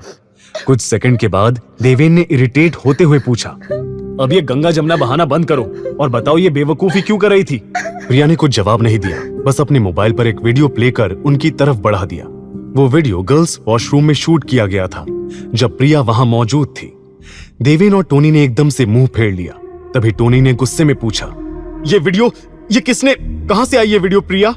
प्रिया ने हाथों में चेहरा छुपाकर रोते हुए बताया, शरद, ये वीडियो शरद ने भेजी है। वो इसके जरिए मुझे ब्लैकमेल कर रहा है। शरद का नाम सुनते ही देवेन फिर भड़क गया था, पर उसने खुद को कंट्रोल किया और सीरियस टोन में पूछा, किस बात के लिए ब्लैकमेल कर रहा है? उसे पैसे चाहिए? प्रिया ने सिसकते हुए ना में गर्दन हिला दी। वो गर्ल्स हॉस्टल में मेरे जरिए ड्रग सप्लाई करवाना चाहता है। मैंने मना किया, पर वो मुझे ये वीडियो वायरल करने की धमकी देने लगा। उसने मेरे मम्मी पापा को ये वीडियो भेजने की धमकी दी। अगर ऐसा हुआ तो वो जीते जी मर जाएंगे। मुझे कुछ समझ नहीं आ रहा, क्या करूं? सब कुछ खत्म होता दिख रहा है, इसलिए मैं यहाँ। प्रिया एकदम से बोलते बोलते रुक गई। उसने अचानक से देवेन की तरफ देखा और उम्मीद भरी नजरों के साथ बोली, देवेन, तुमने रॉकी को हराया ना? वो भी 2 बार। सब स्टूडेंट्स कह रहे थे कि तुम बहुत स्ट्रांग हो, तुम किसी से नहीं डरते। तो प्लीज मेरी मदद कर दो देवेन, प्लीज ये वीडियो। उसकी बात काटते हुए देवेन ने चेहरे पर बिना किसी हाव भाव के जवाब दिया, मैं इसमें क्या कर सकता हूँ? और तुम प्रिंसिपल अस्थाना को कंप्लेन क्यों नहीं करती? रीना ने कोशिश की थी। प्रिया एकदम से चिल्लाई। अपने बहते हुए आंसू को पोंछते हुए उसने फिर कहा, रीना ने कोशिश की थी प्रिंसिपल के पास जाने की, पर उसके वहां पहुंचने से पहले ही उसका मुंह हमेशा के लिए बंद कर दिया गया। वो लोग उसे तब तक ड्रग्स देते गए जब तक वो मर नहीं गई। ऐसी मौत से बेहतर है कि मैं खुद ही अपनी जान दे दूं। तभी देवेन ने सीरियस टोन में पूछा, क्या रीना की मौत के बारे में शरद ने तुम्हें बताया? हाँ, जब मैंने ड्रग सप्लाई करने से मना किया तो उसने मुझे धमकी देते हुए ये सब बताया। प्लीज देवेन, मेरी हेल्प कर दो। मैं उस शरद से अकेले लड़ नहीं पाऊंगी। Please help me. देवेन के कानों में विजेंद्र के शब्द दोहरा रहे थे। उसे खामोश देख टोनी ने भी उसे समझाने की कोशिश की, पर देवेन ने दांत भींचकर उसे जवाब दिया, क्या मैंने सभी की मदद करने का ठेका ले रखा है टोनी? मैं लोगों को मदद करने की कोई संस्था नहीं चला रहा। आई एम सॉरी, बट मैं कोई मदद नहीं कर सकता। ये कहकर वो मुड़कर वहां से जाने लगा, पर तभी उसने प्रिया को कहते सुना, प्लीज देवेन भैया, प्लीज बस एक बार मदद कर दीजिए। मेरी तरह ना जाने कितनी लड़कियों को वो ब्लैकमेल करके ड्रग्स के काम में लगाने के लिए फोर्स कर रहा होगा। हम सबको रीना बनने से बचा लीजिए भैया। मैं आपके सामने हाथ जोड़ती हूँ, प्लीज भैया मेरी मदद कर दीजिए, प्लीज मत जाइए। उसके आंसू, उसका ये गिड़गिड़ाना देवेन को अपने अतीत की याद दिलाने लगा था। उसके कानों में प्लीज मदद करो जैसे शब्द गूंजने लगे थे। ये वही अतीत की यादें थीं जब उसके बचपन में गुंडों के परेशान करने पर उसकी मां मीरा आसपास भीड़ जमाए लोगों से मदद की गुहार लगाती थी, पर कोई मदद के लिए आगे नहीं आता था। सब खड़े होकर बस तमाशा देखते रहते थे। प्रिया का यूं रोना उसे अपनी बेबस मां की याद दिलाने लगा था। उसे पता ही नहीं चला कब उसकी आंखें भी नम हो गई थी। अचानक ही वो अपने ख्यालों से बाहर आया और अपनी मुट्ठी भींचते हुए वापस मुड़ा। अगले ही पल वो धीरे धीरे कदम बढ़ाकर प्रिया की तरफ आने लगा था, जो अभी भी जमीन पर बैठकर रो रही थी। एक गहरी सांस भरकर देवेन उसके सामने झुक गया। प्रिया ने रोते हुए अपने हाथ जोड़े और एक बार फिर उससे विनती करने लगी, प्लीज भैया मदद कर दीजिए, वरना मेरे पास मरने के अलावा और कोई ऑप्शन नहीं बचेगा। देवेन ने उसके बहते हुए आंसुओं को पोंछा और बड़ी नर्म आवाज से कहा, अभी अभी तो एक बहन मिली है, ऐसे कैसे उसे मरने दूंगा भला। अब भाई मान ही लिया है तो अपनी प्रॉब्लम इस भाई पर छोड़ दो। आई प्रॉमिस तुम्हारे साथ उन सभी लड़कियों को उस शरद नाम के राक्षस से बचाकर रहेगा तुम्हारा ये देवेन भैया, पर तुम्हें भी वादा करना पड़ेगा। प्रिया ने सवालिया नजरों से उसे देखा तो देवेन ने बात को पूरा करते हुए कहा, आगे से खुद को मारने जैसी बेवकूफी कभी नहीं करोगी। प्रिया नम आंखों के साथ मुस्कुराई और झट से हाँ में सर हिला दिया। पास खड़ा टोनी भी ये सब देखकर इमोशनल हो गया था। उसने आगे जाकर कहा, जानता हूं शरद से पंगा लेना आसान नहीं होगा, पर देवेन ब्रो मैं भी इसमें तेरा साथ दूंगा, तू बस बता प्लान क्या है। देवेन ने गहरी सांस भरी और प्रिया से पूछा, तुम ये वीडियो देखकर बता सकती हो ये एग्जैक्टली कहां शूट हुई होगी? क्या ये कॉलेज का गर्ल्स वॉशरूम है? प्रिया ने अपने आंसू पोंछते हुए जवाब दिया, मैंने ध्यान नहीं दिया, वो वीडियो देखकर मैं सब भूल गई, मैं देखती हूँ। उसने तुरंत अपने मोबाइल पर वीडियो प्ले करके देखा और कुछ सेकंड के बाद तुरंत बोली, भैया ये वीडियो में ये हमारे गर्ल्स हॉस्टल का कॉमन वॉशरूम है। ये सुनते ही देवेन के दिमाग में सबसे पहला ख्याल आया, तो क्या नंदिता की वीडियो भी? इस बारे में सोचने भर से भी उसकी आंखें गुस्से से लाल हो गई थी, पर तभी टोनी ने पूछा, ओ गॉड, मतलब नैंडी भी इसका शिकार हो सकती है? प्रिया ने तुरंत जवाब दिया, नहीं, हॉस्टल में ऐसे रूम्स भी हैं जिसमें बाथरूम अटैच्ड होते हैं, पर उनकी फीस बहुत ज्यादा होती है। नंदिता उन्हीं में से एक रूम में रहती है। ज्यादातर स्कॉलरशिप पर पढ़ने वाली या मुझ जैसे गरीब घर से आई लड़कियां ही ये कॉमन वॉशरूम यूज करती हैं। देवेन और टोनी ने बात को समझा। देवेन को कुछ सोचते देख टोनी ने पूछा, तो अब प्लान क्या है ब्रो? प्लान तो इस प्रॉब्लम को जड़ से खत्म करने का है, पर सोच रहा हूं लगे हाथ शरद शाह के श्राद्ध की तैयारी भी शुरू कर दूं। आखिर देवेन के दिमाग में चल क्या रहा था? क्या करने वाला था वो प्रिया को इस मुसीबत से निकालने के लिए? ब्रो एक बार फिर सोच ले, पकड़े गए ना तो सैंडल से पिटना पड़ेगा, कोई और तरीका नहीं है क्या? ये कहते हुए टोनी का माथा पसीने से भीगा हुआ था। देवेन के प्लान के अकॉर्डिंग वो लोग उसी रात गर्ल्स हॉस्टल के बाहर खड़े थे। एक यही तरीका है टोनी, और तू चिंता मत कर, हम दोनों में से कोई नहीं पिटेगा। देवेन मोबाइल की तरफ देखते हुए बोला, पर टोनी की घबराहट कम नहीं हुई। तुझे पता नहीं है इस गर्ल्स हॉस्टल की वार्डन लेडी हिटलर है। लड़कियों से पहले अगर हम उसके हाथ लग गए ना तो अगले दिन अखबार के फ्रंट पेज पर हमारी फोटो होगी और हेडलाइन होगी, 2 बदमाश गर्ल्स हॉस्टल की वार्डन के हाथ मारे गए। देवेन उसकी बात सुन हल्का सा हंसा। वो बार बार मोबाइल पर टाइम चेक किए जा रहा था। एक गहरी सांस भरकर उसने फिर कहा, ऐसा कुछ नहीं होगा टोनी। देख, प्रिया ने बताया था ना कि ठीक 10 बजे वार्डन राउंड पर निकलती है, तब कैमरे पर किसी की नजर नहीं होती। यही परफेक्ट टाइम होगा हॉस्टल में एंट्री लेने का। जैसे ही वार्डन अपने ऑफिस से निकलेगी, प्रिया मुझे मिस्ड कॉल कर देगी और मैं हॉस्टल में एंट्री ले लूंगा। इतना सुनते ही टोनी ने तुरंत पूछा, तू अकेला जाएगा और मैं? देवेन ने हॉस्टल गेट की तरफ इशारा करके जवाब दिया, इस गार्ड का ध्यान किसी को तो भटकाना होगा ना, और ये काम मैं तुझ पर छोड़ता हूं। टोनी बहस करने वाला था, पर तभी देवेन के मोबाइल पर प्रिया का मिस्ड कॉल आया। वो तुरंत बोला, ओके, हॉस्टल में जाने का टाइम आ गया। अब ध्यान से सुन, अगर कोई भी गड़बड़ हुई तो तू रेडी रहना। भागने के लिए ना? नहीं, पिटने के लिए। देवेन ने मजाक में डराते हुए कहा और टोनी को उस गार्ड के पास भेज दिया। टोनी ने कुछ ही सेकंड्स में उस गार्ड को अपनी बातों में उलझाना शुरू कर दिया था। जैसे ही गार्ड का ध्यान वहां गेट से भटका, देवेन तुरंत गेट क्रॉस करके अंदर चला गया। वो बिना रुके सीधा हॉस्टल के मेन एंट्रेंस की तरफ जाने लगा। प्रिया ने बताया था, एंट्रेंस से लेफ्ट में कॉरिडोर के एंड पर वार्डन का ऑफिस है, वहीं से वो पूरे हॉस्टल के कैमरों पर नजर रखती है। ये कहते हुए देवेन एंट्रेंस से एंटर होकर इधर उधर नजर घुमा रहा था। इस वक्त तक सभी लड़कियां अपने कमरे में जा चुकी थी। कॉरिडोर एकदम सुनसान पड़ा था। देवेन तेज कदमों के साथ कॉरिडोर के एंड में वार्डन के ऑफिस में घुस गया। उसके पीछे पीछे प्रिया भी वहां पहुंच गई। वो इस प्लान से काफी घबराई हुई दिख रही थी।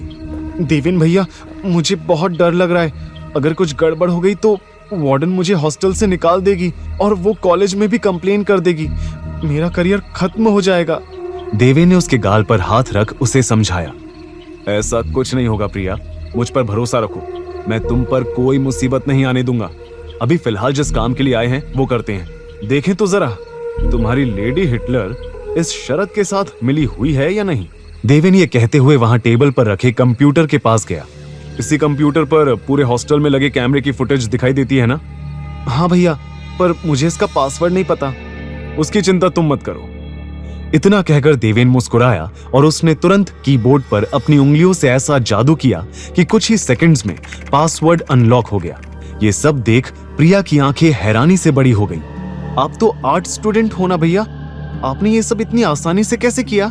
ये सब सवालों का जवाब बाद में दूंगा, पहले जरा देखे तो सही तुम्हारी वार्डन शरद के इस घटिया चाल के हिस्सेदार है या सिर्फ एक मोहरा है। देवेन ने कहा और फिर कंप्यूटर पर सभी कैमरों की फुटेजेस चेक करने लगा। इसमें उस गर्ल्स वॉशरूम के कैमरे की कोई फुटेज नहीं दिख रही है, सब कॉरिडोर्स की हैं। मेन और बैक एंट्रेंस की फुटेज भी दिख रही है। तभी प्रिया बोली, भैया मैंने वॉशरूम में जाकर चेक भी किया था, पर मुझे वहां कोई कैमरा नहीं दिखा। पता नहीं उस शरद ने वो कैमरा कहां फिट किया है। अब क्या करेंगे भैया, कैसे पता लगाएंगे? देवेन तो जैसे सारी प्रॉब्लम्स के सलूशन के साथ तैयार होकर ही आया था। उसने तुरंत प्रिया से उसका मोबाइल लिया और उसमें अपने मोबाइल से एक ऐप इंस्टॉल करके कहा, प्रिया अब अपना मोबाइल लो और उसी वॉशरूम में वापस जाओ। इस मोबाइल को हर कॉर्नर में ले जाकर चेक करना। मैंने जो ऐप डाउनलोड की है उसकी मदद से हमें कैमरा कहां छुपाया गया है उसका पता चल जाएगा। यह ऐप वॉशरूम में लगे डिवाइस के सिग्नल को कैच करेगा और उसका आईपी एड्रेस सीधा मेरे मोबाइल पर आ जाएगा। एक बार आईपी एड्रेस का पता चल जाए फिर कैमरा को डिसेबल करने में आसानी तो होगी ही, साथ ही ये भी ट्रैक हो जाएगा कि शरद कैमरा से शूट हुआ सारा डेटा कहां स्टोर कर रहा है। प्रिया उसके पूरे प्लान को सुनकर कॉन्फिडेंट फील करने लगी थी। उसने तुरंत अपना मोबाइल लिया और वहां से उस वॉशरूम की तरफ चली गई। देवेन मोबाइल हाथ में लेकर कंप्यूटर के सामने बैठा प्रिया के कैमरा ट्रेस करने का इंतजार कर रहा था। तभी उसे टोनी का कॉल आया।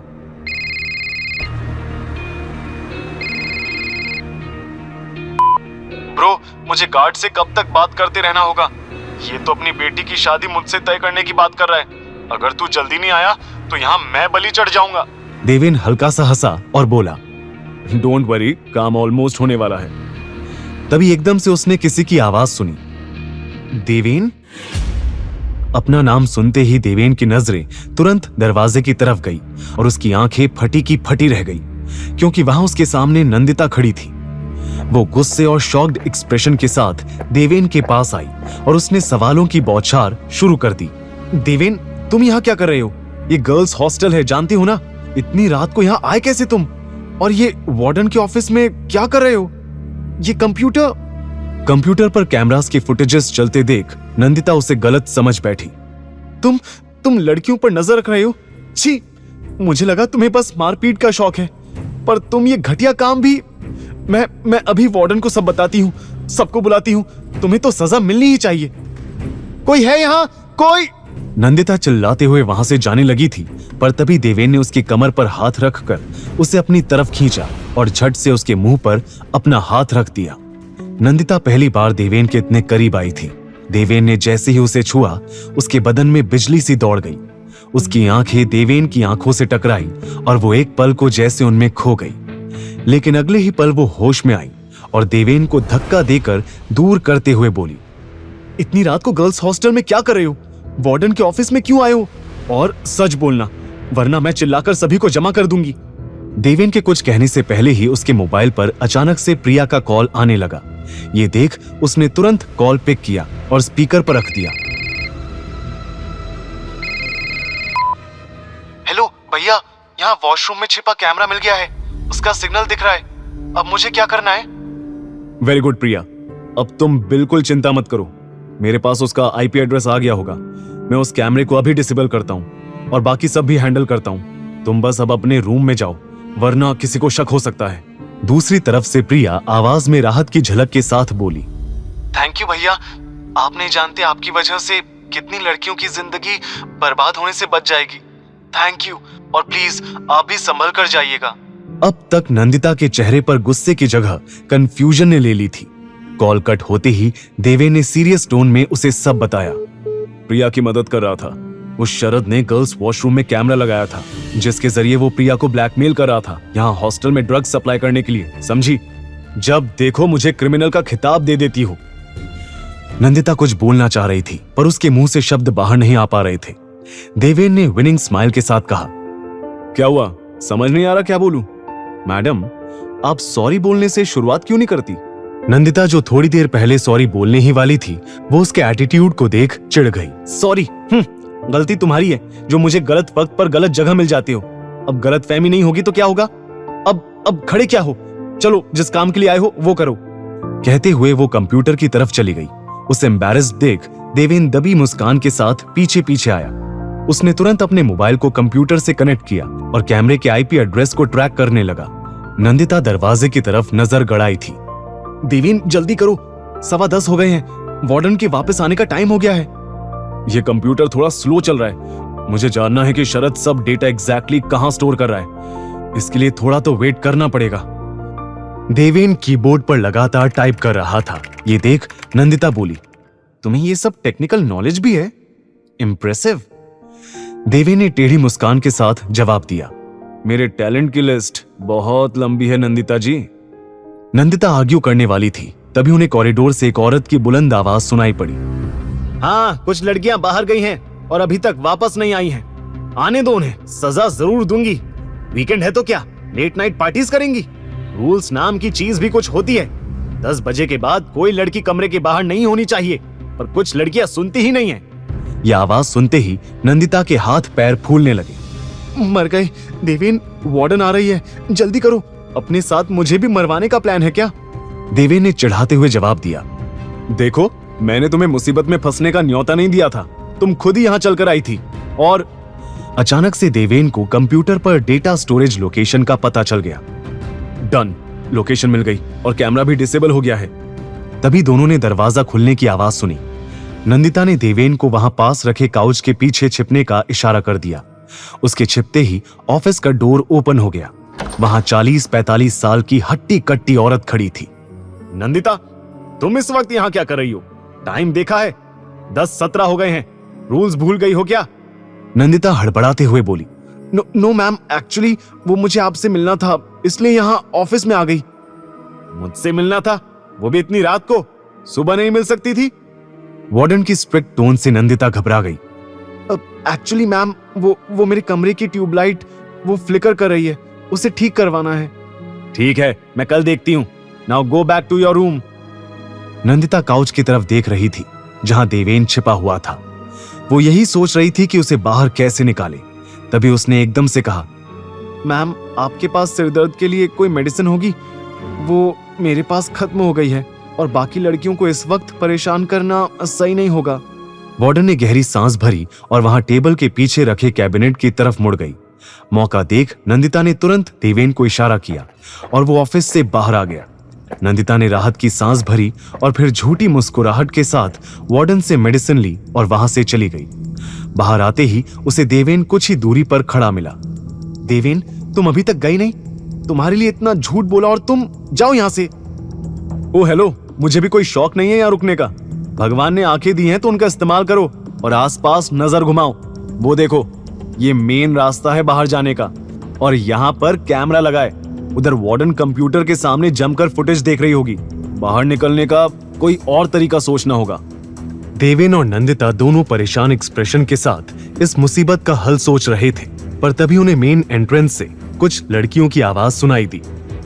यार, 10 बजे का कर्फ्यू था, लेट हो गया है। वो हिटलर तो आज जान ही ले लेगी। देवेन और नंदिता लड़कियों के आने से घबरा रहे थे और तभी उन्हें पीछे से वार्डन के ऑफिस से बाहर आने की आवाज भी आने लगी, जिसे सुनते ही दोनों की आंखें शौक से बड़ी हो गई। दोनों समझ चुके थे कि वो बुरी तरह फंस गए हैं। अब क्या करेंगे देवेन? सामने से ये लड़कियां और पीछे वो वार्डन, हम पकड़े जाएंगे। कुछ करो। सोचने तो दो मुझे मेरी माँ। देवेन भी काफी परेशान दिख रहा था। तभी सामने से आई उन लड़कियों के सामने आकर किसी ने रास्ता रोक दिया। देवेन और नंदिता ने देखा तो वो और कोई नहीं बल्कि प्रिया ही थी, जिसने उन्हें तुरंत वहां से निकलने का इशारा कर दिया। अचानक से नंदिता को अपने पीछे कदमों की आवाज सुनाई पड़ी। उसने तुरंत देवेन का हाथ पकड़ा और वहां स्टेयर्स से होते हुए उसे सीधा अपने कमरे में ले गई। कमरे का डोर अंदर से लॉक करते ही देवेन और नंदिता ने राहत की सांस ली। कैसा बकवास प्लान बनाया था तुमने। अगर अभी पकड़े जाते तो तुम कुछ सोचकर भी आए थे या बस हीरोगिरी दिखाने निकल पड़े? देवेन ने उसके करीब कदम बढ़ाया और चिढ़कर बोला, ओ हेलो, मेरा प्लान परफेक्ट ही था, तुम्हारी वजह से सब गड़बड़ हो गई। तुम नहीं आती तो तुम्हें समझाने में मेरा टाइम वेस्ट नहीं होता और मैं काम करके आराम से निकल जाता। तुम मान लो गलती आपकी थी नंदिता जी। ये सुन नंदिता का मुंह बंद हो गया था। देवेन ने गहरी सांस भरकर रूम में इधर उधर घूमना शुरू कर दिया, जैसे वहां का मुआयना कर रहा हो। Nice room. हॉस्टल में इतने अच्छे कमरे भी हो सकते हैं। बेड? तुम्हारे साथ कोई और लड़की भी रहती है क्या? वो कहाँ है? देवेन ने कैजुअली पूछा और पास टेबल पर रखी मैगजीन उठाकर सीधा नंदिता के बेड पर आराम से जाकर लेट गया। Are you serious? हमारे सामने इतनी बड़ी मुसीबत इंतजार कर रही है और तुम यहाँ रिलैक्स कर रहे हो। अरे ये सोचो कि तुम यहाँ से कैसे निकलोगे, और अगर कोई। उसी वक्त नंदिता के दरवाजे पर नॉक हुआ। नंदिता जहां शॉक में दिखी, वहीं देवेन अभी भी बेड पर रिलैक्स होकर लेटा रहा। जाओ दरवाजा खोलो, या तुम कहो तो मैं कर दूं? देवेन टेढ़ी मुस्कान के साथ बोला। नंदिता जानती थी वो इस सिचुएशन में भी उसे छेड़ रहा था। उसने एक पल देवेन को घूर कर देखा और घबराते हुए दरवाजे की तरफ गई। उसने थोड़ा सा दरवाजा खोला। वहां सामने अपनी फ्रेंड अर्चिता को देख नंदिता बोली, अर्चिता तुम यहाँ इतनी रात को क्या हुआ? नींद नहीं आ रही थी तो सोचा तेरे पास आ जाऊं। आज तेरी रूममेट रूही भी नहीं है ना। चल साथ में हॉरर मूवी देखते हैं। दरवाजा तो खोल वरना वार्डन आ जाएगी। अर्चिता अंदर आने की कोशिश में थी कि तभी नंदिता चिल्लाई, नहीं। अर्चिता एकदम से हैरान हो गई। तभी नंदिता ने नर्वस स्माइल के साथ फिर कहा, वो मतलब अभी नहीं आ सकती तुम। वो मुझे अकेले पढ़ाई करनी है देर रात तक। तो हम कल मिलते हैं। Okay, good night. ये कहते ही नंदिता ने झट से दरवाजा बंद कर दिया और मुड़कर अपनी बढ़ी हुई धड़कनों को शांत करने लगी। फिर कुछ पल रुककर वो देवेन की तरफ आते हुए बोली, देवेन, सिर्फ तुम्हारी वजह से मुझे झूठ बोलना पड़ रहा है। इतना झूठ तो मैंने अपनी पूरी लाइफ में नहीं बोला होगा। तुम। Oh really? तुमने इससे पहले कोई झूठ नहीं कहा मिस नंदिता शेखावत? देवेन ने टेढ़ी मुस्कान के साथ कहा। नंदिता उसके हाथ में अपनी और अपने पापा की फोटो को देख एकदम शॉक्ड हो गई थी। ये फोटो तुम्हारे पास? मैंने ड्रॉर में। तुम मेरे पर्सनल सामान में ताका झांकी कैसे कर सकते हो देवेन? नंदिता ने देवेन के हाथ से फ्रेम छीन लिया। तभी देवेन फिर बोला, वो फोटो तुम्हारे साथ तुम्हारे। हाँ, मेरे डैड हैं। नंदिता ने जवाब दिया और ड्रॉर खोल फ्रेम वापस उसमें रख दिया। कुछ देर के लिए कमरे में खामोशी छा गई थी। देवेन ने उनके बीच आई ऑकवर्ड खामोशी को तोड़ा। कमाल है नंदिता जी, आप तो बड़ी अमीर निकली। इंडिया के मशहूर बिजनेसमैन विजेंद्र शेखावत आपके डैड है। मैं होता तो इस बात का ढिंडोरा हर जगह पीट देता, पर तुम अजीब हो। तुमने अपनी असली पहचान छुपा रखी है। लेकिन क्यों? इसमें बताने वाली क्या बात है? मैं कॉलेज में पढ़ने आई हूं, अपनी अमीरी का शो ऑफ करने नहीं। देवेन ने जब से ये मिशन ज्वाइन किया था तब से उसके मन में एक सवाल हमेशा रहता था और आज उसने मौका देखकर वो पूछ ही लिया। इतना अमीर होने के बावजूद भी तुम्हारी ऐसी क्या मजबूरी है कि तुम्हें इस कॉलेज में पढ़ना पड़ रहा है? तुम तो दुनिया के किसी भी फेमस कॉलेज में आराम से एडमिशन ले सकती हो, राइट? तो फिर ये कॉलेज क्यों? ये जानते हुए भी कि इस कॉलेज में पल पल स्टूडेंट्स की जान पर खतरा रहता है, तो फिर यहाँ ही क्यों नंदिता? ये महादेवी कॉलेज मेरे डैड ने बनवाया था देवेन। उसका ये जवाब सुनते ही देवेन की मुस्कान गायब हो गई। वहीं नंदिता ने होठों पर सैड स्माइल के साथ अपनी बात को पूरा किया। डैड ने तो सिर्फ कॉलेज बनवाया, पर प्रिंसिपल का रोल निभाते निभाते ये कॉलेज कब माँ की दुनिया बन गया उन्हें भी पता नहीं चला। हाँ, यहाँ के ex principal Mrs Ragini Shekhawat मेरी माँ थी। मेरे यहाँ आने का कारण भी वही है। माँ ने इस कॉलेज को लेकर एक सपना देखा था जिसमें गरीब अमीर हर बच्चे को बेस्ट एजुकेशन मिले। माँ तो अब मेरे साथ नहीं है, तो सोचा उनके कॉलेज में आकर ही उनको खुद के करीब महसूस कर लूं। जानती हूँ ये कॉलेज सेफ नहीं है, पर ये हमेशा से ऐसा नहीं था देवेन। नंदिता की आवाज भारी हो गई थी। उसने रुककर फिर कहा, माँ के जाने के बाद इस कॉलेज की हालत दिन पर दिन बिगड़ती चली गई। पापा अपने बिजनेस एम्पायर को संभालने में इतना उलझे रहे कि ध्यान ही नहीं दे पाए। पर देवेन, मैं अपनी माँ के सपने को ऐसे बिखरने नहीं दे सकती। इसलिए देवेन ने उसकी बात को पूरा किया। इसलिए तुम यहाँ आ गई इस कॉलेज को सुधारने। इसलिए तुम यहाँ हो रहे हर गलत के खिलाफ आवाज उठाने की कोशिश करती हो। नंदिता ने नम आंखों के साथ धीरे से हाँ में सर हिला दिया।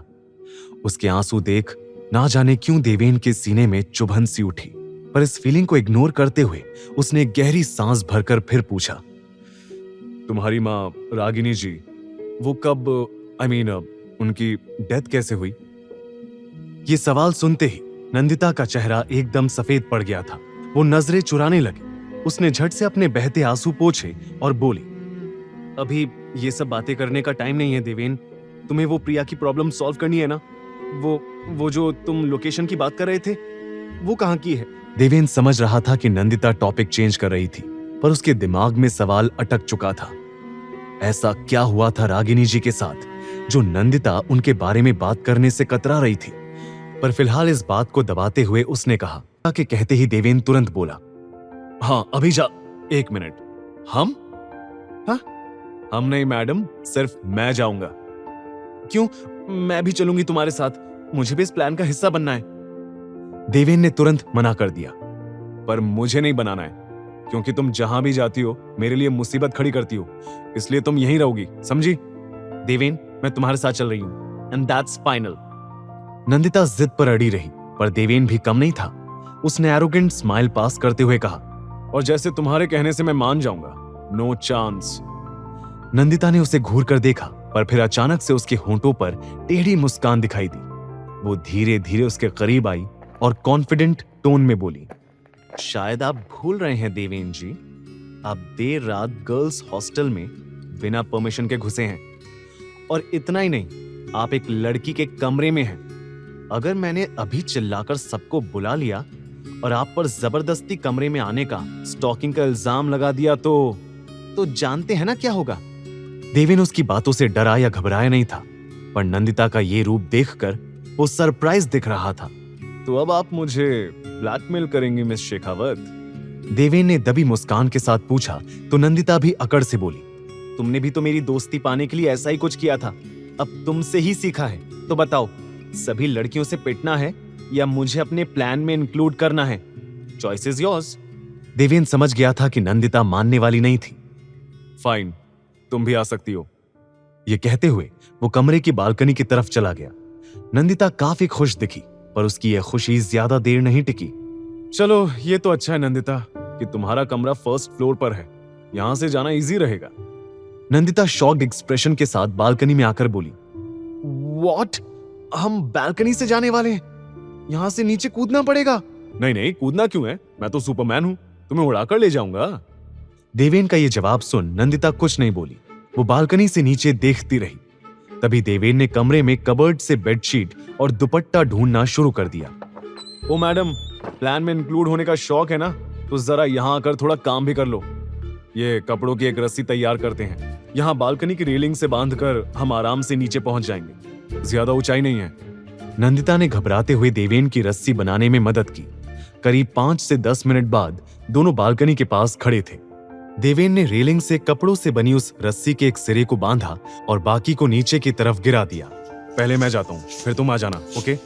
देवेन उसके जवाब का इंतजार किए बिना ही रस्सी पकड़कर पलक झपकते ही नीचे पहुंच गया, पर नंदिता नीचे आने से घबराती रही। ये देख देवेन इरिटेट होकर बोला, देखो, अगर इतना ही डर लग रहा है तो मत आओ, मैंने तुम्हें फोर्स नहीं किया है। नहीं, मैं आ रही हूं, कहकर नंदिता ने डरते हुए रस्सी पकड़कर धीरे धीरे नीचे आने की कोशिश शुरू की। वो जमीन से कुछ ही दूरी पर थी कि तभी नंदिता का हाथ छूट गया। वो एकदम से नीचे गिरने लगी, पर देवेन ने तुरंत आगे आकर उसे अपनी बाहों में भर लिया। एक बार फिर वो दोनों एक दूसरे के बेहद करीब आ गए थे। नंदिता डर के मारे आंखें बंद करके देवेन की शर्ट को कसकर पकड़े रही। उसके चेहरे पर मासूम एक्सप्रेशन देख देवेन के होंठों पर मुस्कान नजर आई। नंदिता के होंठों पर नजर पड़ते ही देवेन की धड़कनें बढ़ने लगी थी, पर उसने तुरंत ही अपने इस नए एहसास को इग्नोर करके कहा, अगर थोड़ा और कसकर पकड़ोगी तो शर्ट के 2 टुकड़े हो जाएंगे। मेरी बॉडी ही देखनी है तो पहले बोलती। कमरे में हम अकेले ही थे, ऐसे खुले में। आउच! नंदिता ने उसके सीने पर पंच किया और उससे दूर हो गई। सिचुएशन का ज्यादा फायदा मत उठाओ, समझे? अब चलो, वरना कोई देख लेगा। देवेन और नंदिता धीरे धीरे गेट की तरफ बढ़े। देवेन ने मोबाइल से टोनी को मिस्ड कॉल करके काम खत्म होने का इशारा भेज दिया। कुछ ही सेकंड में हॉस्टल से दूर टोनी देवेन और नंदिता से मिला। नैंडी, तू यहाँ? देवेन, तू तो अंदर अकेला गया था ना, तो नैंडी के साथ बाहर ये क्या हो रहा है? ये सवाल तो मुझे तुमसे पूछना चाहिए पीनट। देवेन से पहले मैं तुम्हारी दोस्त हूँ और तुमने मुझे कुछ नहीं बताया। मुझे अपने इस प्लान के बारे में बताना चाहिए था ना, क्यों नहीं बताया?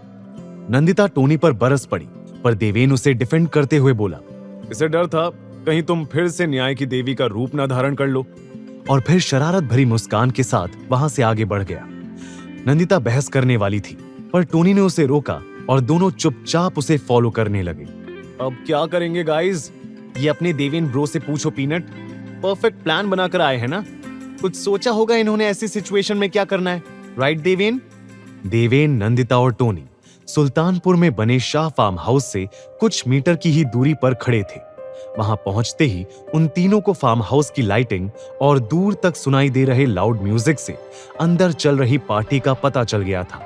देवेन ने थोड़ा सोचकर जवाब दिया, करना क्या है? अरे पार्टी हो रही है, ये तो हमारे लिए एडवांटेज है। अंदर जितने भी लोग होंगे उनमें मिक्स होकर सीधा लैपटॉप ढूंढेंगे और फुटेज डिलीट कर देंगे। देवेन ब्रो, जितना तू सोच रहा है ये उतना आसान नहीं होने वाला, वो देख। टोनी के कहते ही देवेन और नंदिता ने फार्म हाउस के एंट्रेंस पर नजर डाली। वहां स्टाइलिश और अतरंगी कपड़े पहने लड़के लड़कियों का एक ग्रुप शोर मचाते हुए जीप से नीचे उतर रहे थे। पर देवेन को इसमें सबसे ज्यादा इंटरेस्टिंग बात कुछ और लगी। नोटिस किया, लड़कियों ने व्हाइट मास्क पहन रखा है और लड़कों ने उसी तरह का ब्लैक। लगता है अंदर चल रही पार्टी मास्क थीम की है। अब हम मास्क कहां से लाएंगे? नंदिता के सवाल पूछते ही देवेन थोड़ा इरिटेट होकर बोला, मैडम, मास्क से भी बड़ी प्रॉब्लम हमारे कपड़े हैं। उन लड़कियों को देखो और खुद को देखो। नंदिता अपने ब्लू नाइट सूट की तरफ देख रही थी। तभी देवेन आगे बोला, ऐसे जाओगी तो वो गार्ड देखते ही उल्टे पैर वापस भेज देगा और बाय चांस अंदर चले भी गए तो सभी की नजरें तुम पर अटक जाएंगी कि ये अजूबा कहां से आया है। नंदिता ने गुस्से से जवाब दिया, इतना ही खुद को स्मार्ट समझते हो तो निकालो इस प्रॉब्लम का सलूशन, और सलूशन नहीं है तो चुप रहो, समझे? क्या सलूशन निकालेगा इस प्रॉब्लम का देवेन? क्या होगा इस मास्क्ड थीम पार्टी में? क्या देवेन अपने प्लान में कामयाब हो पाएगा या टोनी और नंदिता के साथ आज किसी बहुत बड़ी मुसीबत में फंस जाएगा? बताओ देवेन, कैसे जाएंगे अंदर? देवेन नंदिता को पलटकर जवाब देने वाला था कि तभी टोनी रेफरी की तरह बीच में आ गया। गाइस रिलैक्स यार, जब मिलते हो लड़ने लगते हो, अभी सलूशन ढूंढने पर फोकस करो। देवेन और नंदिता ने एक दूसरे से नजर फेर ली। तभी देवेन की नजर वहां आती एक कार की तरफ गई जिसमें मास्क लगाए एक कपल बैठा था। अब जैसा कहता हूं बिल्कुल वैसा ही करना। टोनी, समझा देना अपनी दोस्त को, कोई गड़बड़ ना करे। ये कहते ही देवेन हाथ दिखाकर कार रुकवाने लगा। Please help help. कार रुकते ही देवेन घबराई आवाज में बोला, देखिए, मेरी गर्लफ्रेंड को जल्द से जल्द हॉस्पिटल लेकर जाना है। आप हमारी मदद कर दीजिए प्लीज। देखिए, उसे बहुत दर्द हो रहा है। फिर पीछे मुड़ उसने नंदिता को इशारा किया। एक पल की हैरानी के बाद नंदिता भी उसकी एक्टिंग में शामिल हो गई। मेरा पेट सच में बहुत दर्द कर रहा है, प्लीज हेल्प। वो कपल जैसे ही उनकी मदद के लिए कार से बाहर आया, देवेन ने कुछ ऐसा किया जिसे देखकर नंदिता और टोनी दोनों की आंखें। ये टेक्निक भी आती है, ऑसम। मुझे भी सिखाना। कुछ नहीं करना, बस गर्दन का एक पॉइंट दबाओ और सामने वाली पार्टी आउट। टोनी का ये एक्साइटमेंट शुरू होते ही खत्म हो गया जब देवेन को गुस्से से घूर रही नंदिता ने कहा, चोरी छिपे गर्ल्स हॉस्टल में घुसना, हैकिंग करना, बालकनी से कूदना और अब कपड़े चुराने के लिए ऐसे बेहोश करना कंफर्म है। तुम एक सर्टिफाइड क्रिमिनल हो मिस्टर देवेन। भूलो मत, इसी क्रिमिनल की वजह से तुम्हारे गर्ल्स हॉस्टल की बहुत लड़कियों की जान बचने वाली है। तो ये तानों को थैंक यू में बदल लो, बेहतर रहेगा।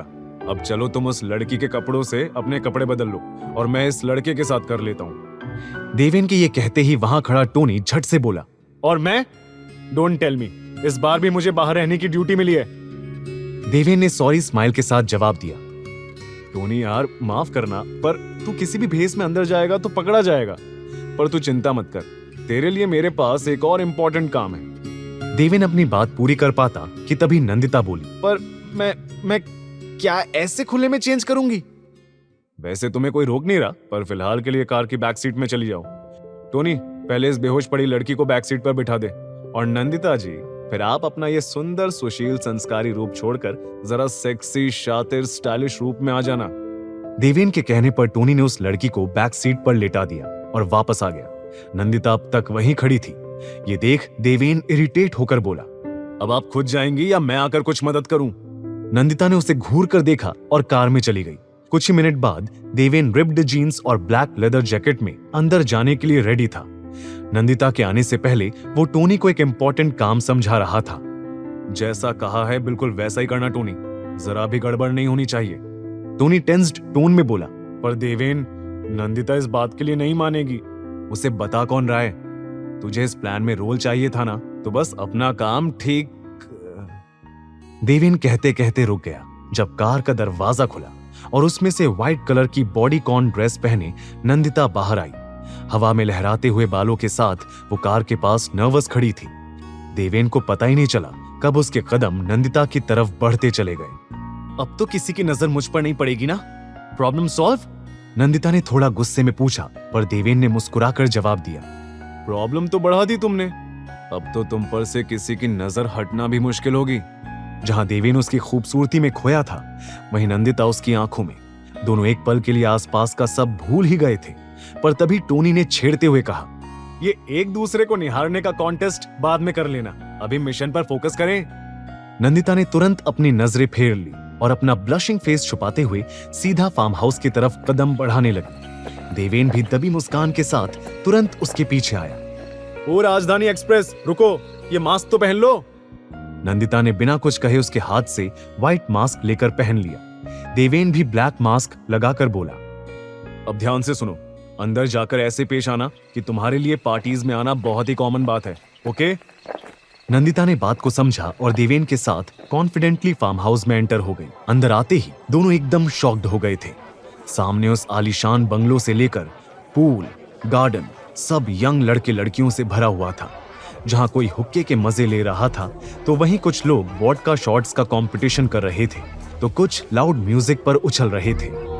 ये कैसी पार्टी हुई भला? वो देखो, वो खुलेआम किस कर रहे हैं। छी, कोई ताज्जुब की बात नहीं होगी अगर यहाँ सब ड्रग्स भी ले रहे होंगे तो। नंदिता ने मुंह बिगाड़कर कहा। ये सुनते ही देवेन हंसकर बोला, तो तुम्हें क्या लगा था यहाँ अंदर सब पूजा कर रहे होंगे और आखिर में प्रसाद लेकर शांति से लौट जाएंगे? नंदिता जी, आजकल पार्टीज ऐसी होती हैं। तुम पहले कभी पार्टी में गई भी हो? सॉरी, सवाल कुछ और होना चाहिए। पहले कभी किसी ने तुम्हें पार्टी में इनवाइट भी किया है?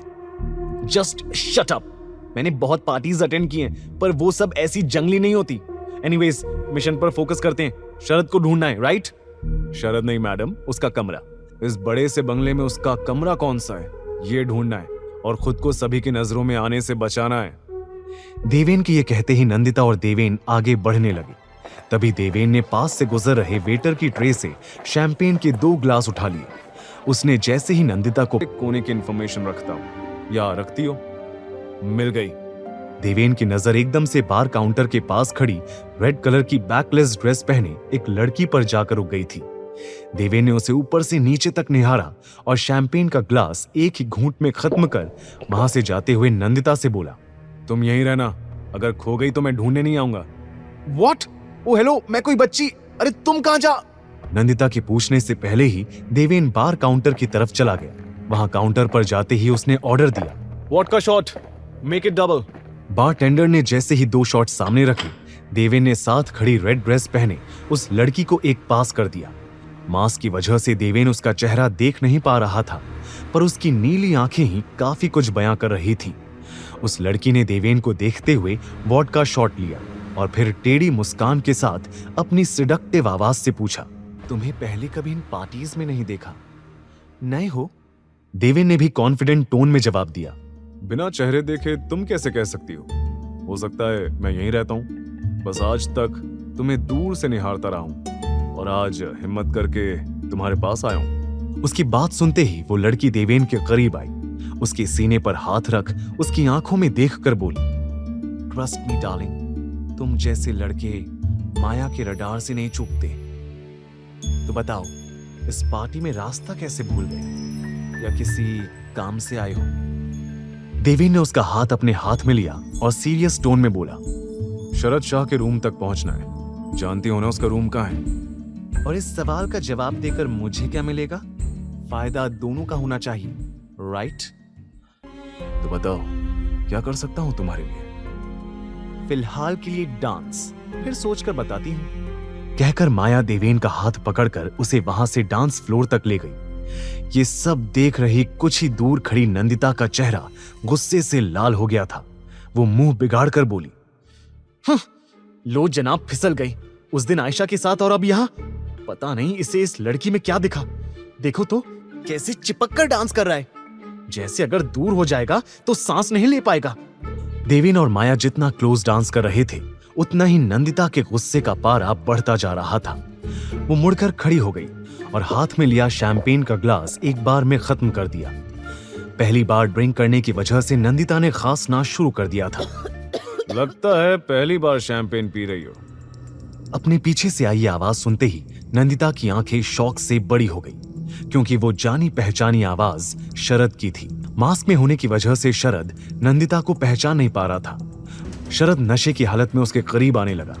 नंदिता सहम कर पीछे कदम लेने लगी। अरे डर क्यों रही हो बेबी, चलो ना, आई प्रॉमिस मेरे साथ तुम्हें बहुत मजा आएगा, जो आज तक नहीं आया होगा। नंदिता पीछे जाते जाते अचानक से किसी से टकरा गई। बढ़ी हुई धड़कनों के साथ उसने मुड़कर देखा, पर वहां देवेन को देख उसकी जान में जान आ गई। वहीं उसकी आंखों में डर की झलक देखते ही ना जाने क्यों देवेन का खून खौलने लगा था। मुट्ठी भींचकर वो शरद को मारने को भी तैयार था, पर नंदिता ने उसका हाथ पकड़ इशारे से मना कर दिया।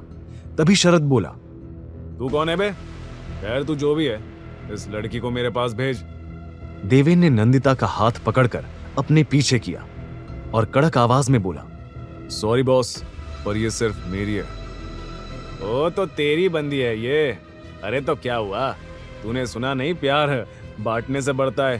तो देवेन उसे पंच मारने के लिए आगे बढ़ने वाला था, पर तभी माया वहां आ गई। उसने शरद को रोकते हुए कहा, अरे शरद बेबी, तुम यहाँ हो और मैं तुम्हें पूरी पार्टी में ढूंढ रही थी। Come on, let's have a drink ना, कम ऑन बेबी।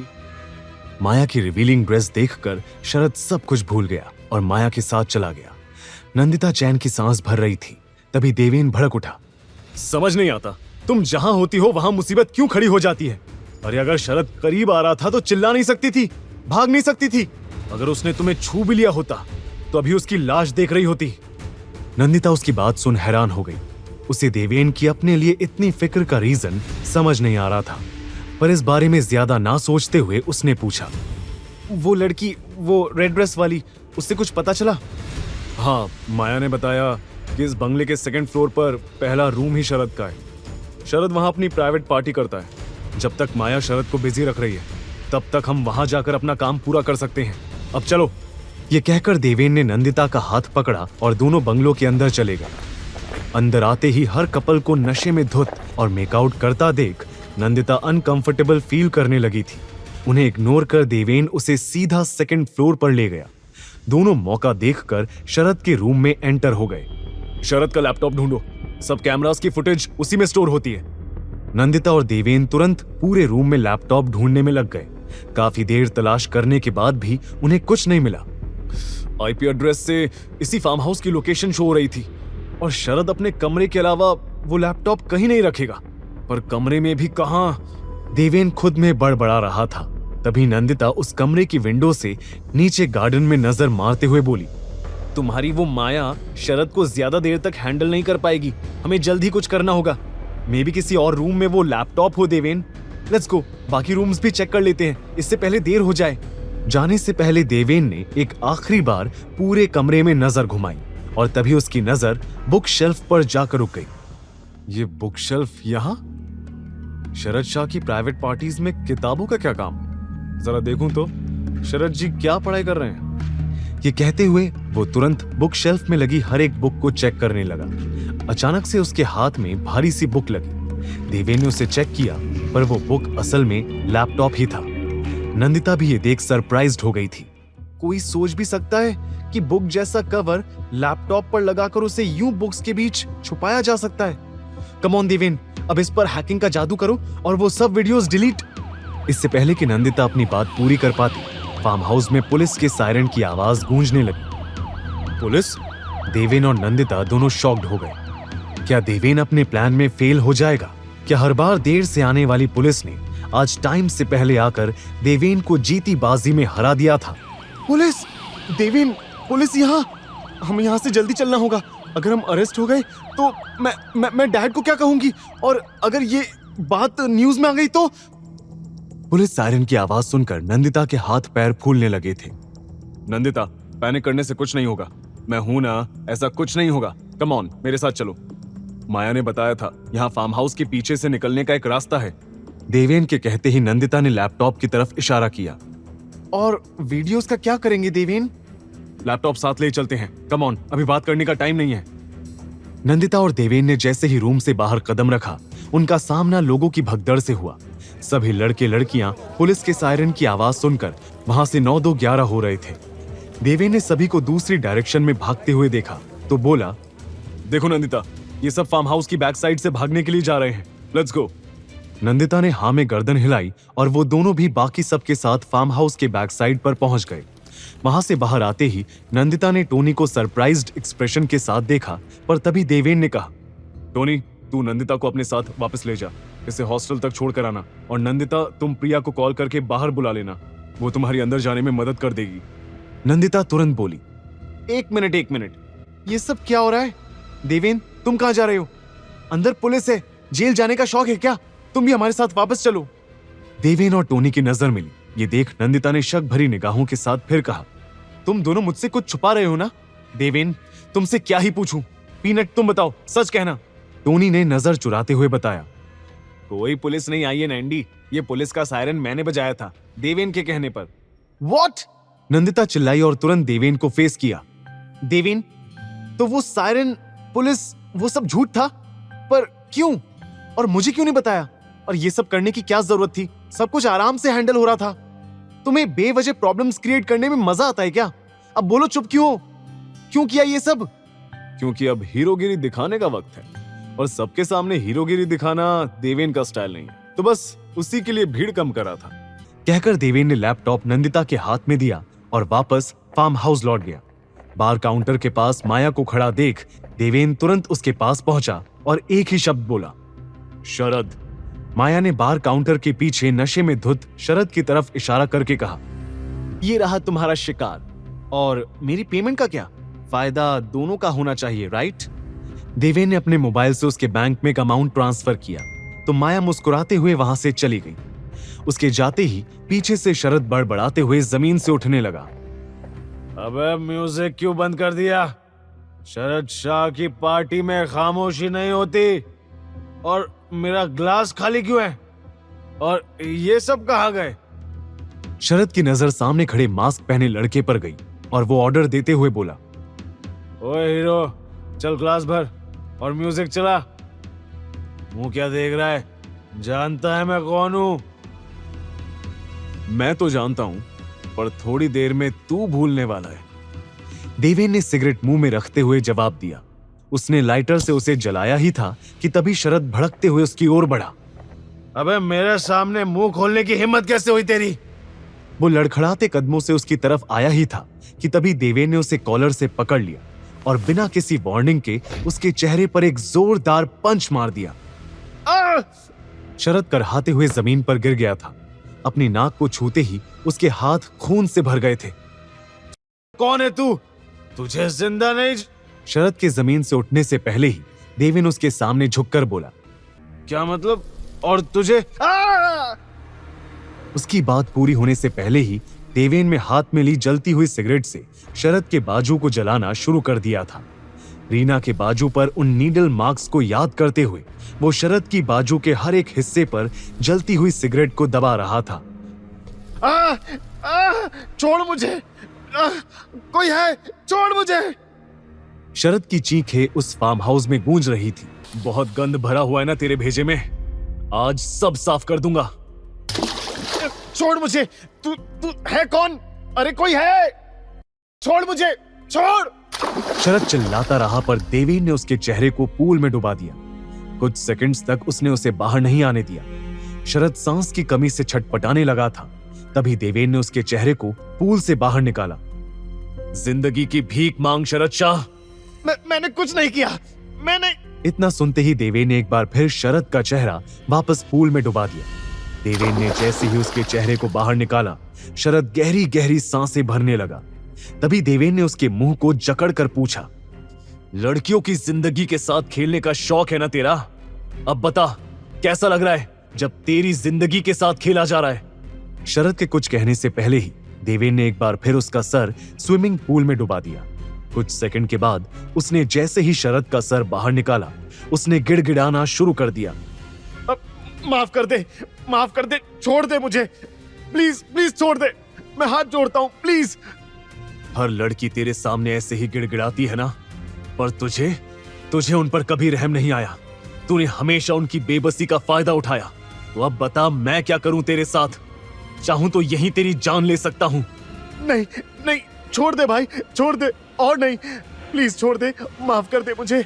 शरद रोते हुए बोला, पर देवेन का गुस्सा अभी भी शांत नहीं हुआ था। और तभी शरद का नंदिता के करीब आने वाला पल उसकी आंखों के सामने आ गया। उसने इस बार शरद का पूरा सर पूल में डुबा दिया था।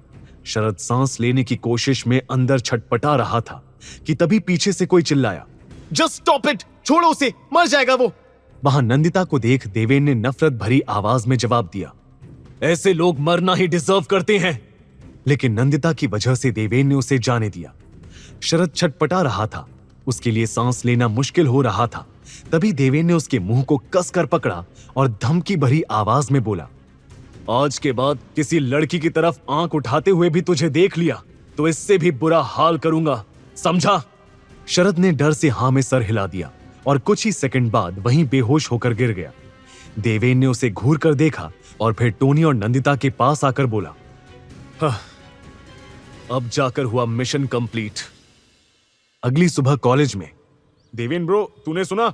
शरद हॉस्पिटल में एडमिट है। टोनी अभी अभी कॉलेज आए देवेन को पिछली रात हुए कांड के बाद की अपडेट दे रहा था, पर देवेन पर उसका कोई असर नहीं दिख रहा था। तभी टोनी उसके कदमों की स्पीड को मैच करते हुए जल्दी जल्दी आगे बढ़ा और बोला, सुना तो ये भी है कि उसे कुछ टाइम तक आईसीयू में रखा जाएगा। कोई दिखा नहीं रहा, पर कॉलेज के बहुत सारे स्टूडेंट्स ये खबर सुनकर खुश हैं। अरे हाँ देवेन, तुमने कल रात उस लैपटॉप से सब वीडियोस डिलीट कर दिए थे ना? देवेन ने इधर उधर नजर घुमाते हुए जवाब दिया, हाँ, वीडियोस तो डिलीट हो गए, पर उस लैपटॉप में कुछ फाइल्स हैं जो पासवर्ड प्रोटेक्टेड हैं, उन्हें खोलना बाकी है। मे बी वहां ऐसी कुछ और वीडियोस हों, उन्हें डिलीट करना भी जरूरी है। फिर अचानक उसने फ्रस्ट्रेट होकर पूछा, ये नंदिता कहाँ है टोनी? वो कॉलेज आई है ना? अरे वो लेक्चर शुरू होने से पहले नैंडी हैरी को पढ़ाई में हेल्प कर रही है। दोनों एक खाली क्लास में बैठे हैं। जल्दी जा, कहीं कुछ गड़बड़ ना हो जाए। मैं क्यों जाऊं जल्दी? हैरी उसका दोस्त है और फिर वो किसी के साथ भी हो, मुझे कोई फर्क नहीं पड़ता। अच्छा, तुझे फर्क नहीं पड़ता? देवेन पर कोई असर ना होते देख टोनी फिर बोला, ब्रो, फ्रेंड से बॉयफ्रेंड बनने में देर नहीं लगती। समझने की कोशिश कर और कुछ कर। मैं नहीं जानता तेरे दिमाग में ये फितूर किसने डाला, पर मुझे कोई फर्क नहीं पड़ता कि नंदिता किसके साथ है, कौन उसका बॉयफ्रेंड बनेगा। मुझे दोस्ती करनी थी, जो मैंने कर ली, बस। ये कहते हुए देवेन बिना सामने देखे सीधा सीधा चल रहा था।